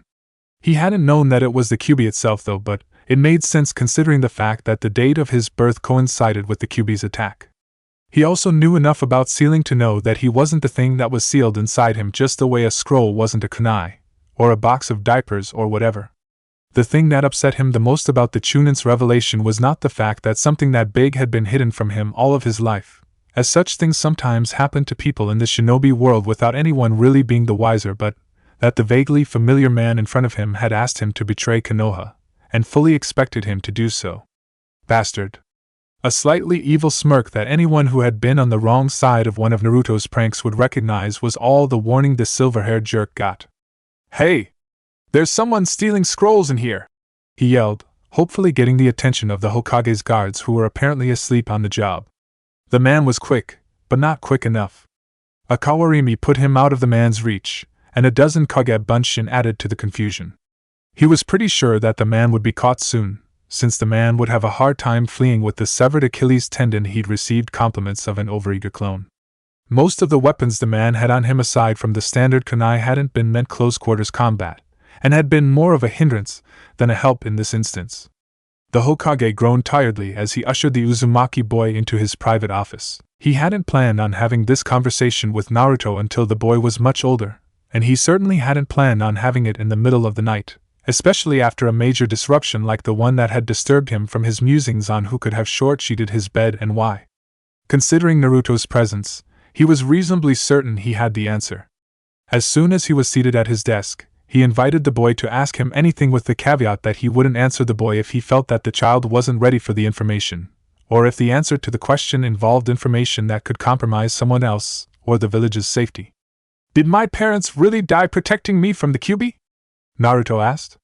He had given Naruto that little bit of information when the boy had come asking about his parents after his sensei had mentioned his mother's name and the fact that he'd known her nearly 2 years ago. He just knew that it would come back and bite him in the ass when he'd given it, and now it was. "Yes," he replied. "The Kyuubi attempted to attack you before it was sealed away, and though she was gravely injured, your mother managed to chain it down until it was sealed. Your father died soon after of injuries that had been acquired during the attack." "Why?" Naruto asked, apparently stunned by this revelation. He could see several questions in the boy's eyes. Why had his father been injured? Why had his mother protected him if she was going to allow a demon fox be sealed within him? Why had his mother allowed the fox to be sealed within him in the first place? He wasn't sure how or if he should answer these questions right now. He had planned on telling Naruto everything when he either made Jounin or turned 18, whichever came first, and had a letter for the boy that was only to be delivered to him under those conditions on it in case he died before he could tell him. While he could not risk parting with what, in his opinion, was the most dangerous secret for Naruto, he could risk parting with one secret that he would never have even considered parting with if he hadn't believed that Naruto would be able to handle it right now. "Your mother was the Kyuubi's previous host, having taken the position from the Shodai Hokage's wife who was dying of old age," he replied, carefully gauging the boy's reaction to this. "On the day you were born, someone had found a way to free the Kyuubi from her body and turn it against the village. She had barely survived the extraction process and was dying as a result of it, and knew that the only way for you and the rest of the village to be safe would be for the Kyuubi to be sealed in another person. She and the Yondaime entrusted you with it, and therefore the safety of the village as well. She loved you very much, and believed that you would be up to the task," he continued before the boy's shock at this could turn into something more dangerous. "The Yondaime had wanted you to be seen as a hero, but people were hurting and grieving at the time and had been looking for someone to blame. Some people are often blind to what is right in front of their faces, and I or nobody else for that matter can force them to see what's really there," he said sadly, remembering those early days when he'd been forced to pass that law so Naruto might possibly have comrades he could live and work with in the future, as shinobi from generations prior to his would have been exceedingly reluctant to accept him at best. "They will either have to come to see you for the hero that you are on their own, or not at all." There were tears in Naruto's eyes at this, and as he did his best to break the mood by telling the boy a story about his mother's days in the academy, and her frustration over a rather unfortunate nickname she'd been given before he sent him home, but still, he had managed to get a smile out of the boy before he departed. That smile gave him cause to hope. Naruto was resilient, and had recovered from so much already. After seeing that smile, he knew that the boy would be able to recover from this as well. Naruto walked slowly and on the ground on his way home, detouring past the Kiya monument as he sometimes did, as he had a great deal to think about as he made his way across the village to his apartment. One fact stood out in his mind, however. When they had sealed the Kyuubi into him, both his mother and the Yondaime had trusted him to keep Konoha safe. As he looked at his mother's name on the Kiya memorial, which most people's eyes tended to graze over because it was right below the Yondaime's, he quietly swore that he would not let his mother down. He would do everything in his power to keep Konoha and the villagers safe, even though most of the villagers didn't like him all that much, and he didn't like them all that much either. His mother had trusted him, and was counting on him. Morishita Kanako rested her head against the bar, gazing into the clear depths of a glass of some foreign drink whose name she couldn't pronounce in her current state of drunkenness. She'd spent a great deal of time here since she'd lost her team, trying to forget the pain, and trying to forget that she'd once had genin training under her altogether.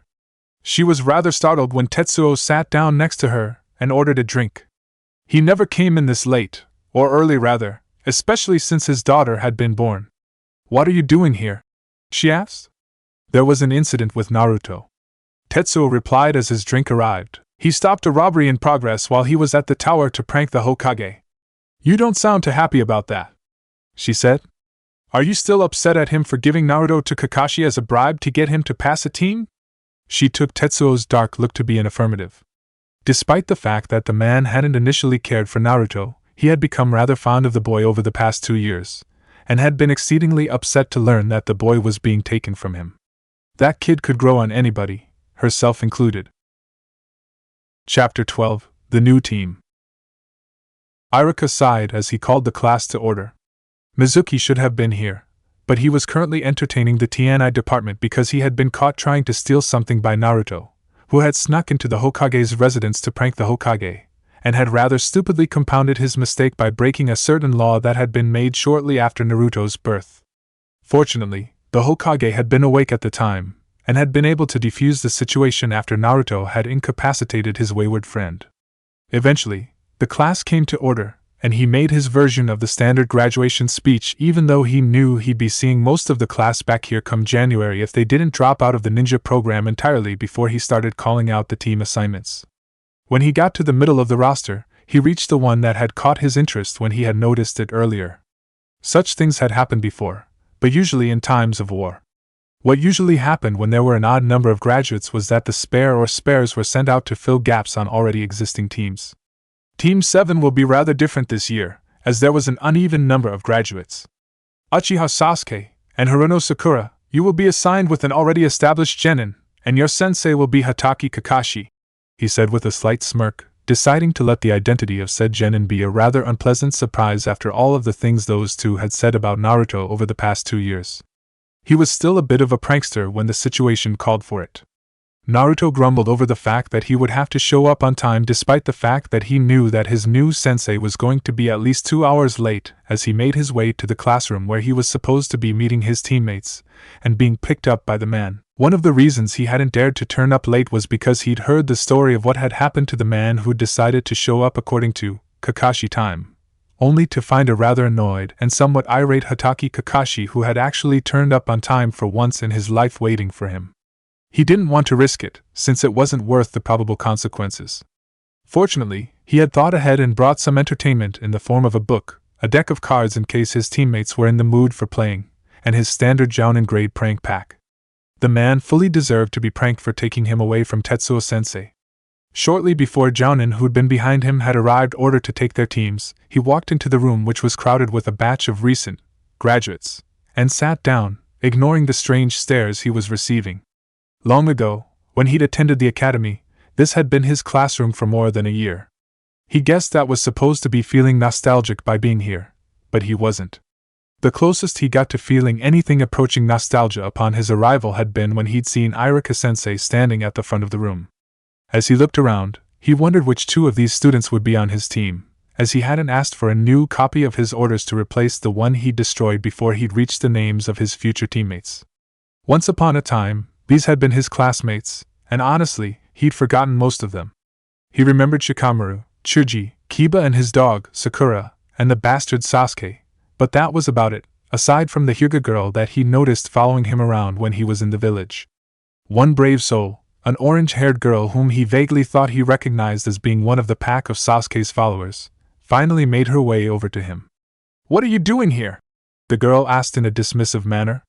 "I got assigned to Team 7, he replied, still slightly sore about the assignment because it meant that he would most likely have to wait at least a year to take the Chunin exams again. If he missed taking the exams too often, he'd start looking as bad as Yakushi Kabuto, whom he'd been informed by his former teammates had failed again, making it a grand total of 6 times. Several members of the group of graduates gave the Uchiha some rather odd glances after he said this, as if they thought he would start foaming at the mouth or explode or something along those lines. Considering how the bastard had been talking about him being an academy dropout for the last 2 years, he had a feeling he knew why. The Uchiha was ignoring them in favor of staring at him like he were an alien or something. However, all too soon, the group of jounin that he'd entered the academy ahead of arrived, much like they had when he had graduated 2 years earlier, and started calling for their teams. As he'd expected, Hatake Kakashi wasn't amongst them, and was most likely either sitting in a tree somewhere reading porn, or staring at the Kia Memorial like he'd once caught him doing one of the times he'd stopped by there himself sometime after he'd found out that his mother's name was on it. 3 by 3, the genin started vanishing and, as they did, several of his hopes went with them. He would have been willing to tolerate Shikamaru or Chuji, who had vanished with the Suma-san when Team 10 was called. He would have also been able to tolerate Kiba, the bug boy, and that quiet Hyuga girl who constantly stalked him, but they'd gone when someone called for Team 8. Eventually, there were only 5 genin left in the room, and from the looks of it, he'd either have Hibachi or the Uchiha bastard on his team. Great! A shinobi he'd vaguely remembered seeing around the village called for Team 4, and Hibachi departed with the only girl in the room who wasn't Sakura and some boy whose name he couldn't recall for the life of him, which only left. Oh, just for this, the old man was going to be getting the special poison ivy toilet paper he'd picked up in the capital during that C rank where he'd accidentally ended up in the daimyo's bathroom. It was bad enough that the irresponsible and perpetually tardy Hatake Kakashi was going to be his new sensei, but to be on a team with them, even if it was only for 24 hours, on top of that. The next 2 hours he'd spent waiting for his new sensei were pure hell, and setting up the pranks for the man in question didn't even come close to beginning to make up for it. The Uchiha bastard had spent the entire time silently glaring at him as if he'd killed his puppy right in front of him, and then started on his family. The Haruno girl, who was no longer Sakura-chan to him, sat there staring at him as well, but her look and occasional whimpers told him that she expected him to attack her at any second, as if he were some rabid animal or something. After he'd finished setting up the pranks and settled down to wait, he found that he couldn't focus on his book with his new teammates staring at him like that, so he got out his deck of cards and set up a game of solitaire, which in his opinion had to be the most boring card game in the world. To make matters worse, Kakashi was a paranoid bastard who was well aware of his ability with traps, and evaded every last one of the damn things despite the chance that he thought he'd had a chance of catching him in at least one of them, like he had done Tetsuo-sensei that one day. Finally, after dodging the last flower bomb, Kakashi ordered the team to the roof. The instant this order had been given, he hopped out the window and ran up the side of the building, but still arrived several seconds behind Kakashi. He really had to learn how to do the shunshin one of these days. Sasuke and Sakura arrived about a minute later, slightly out of breath from having run up several flights of stairs, and soon, they were seated in front of Kakashi in a manner he recognized from the Team 5 introduction 2 years before.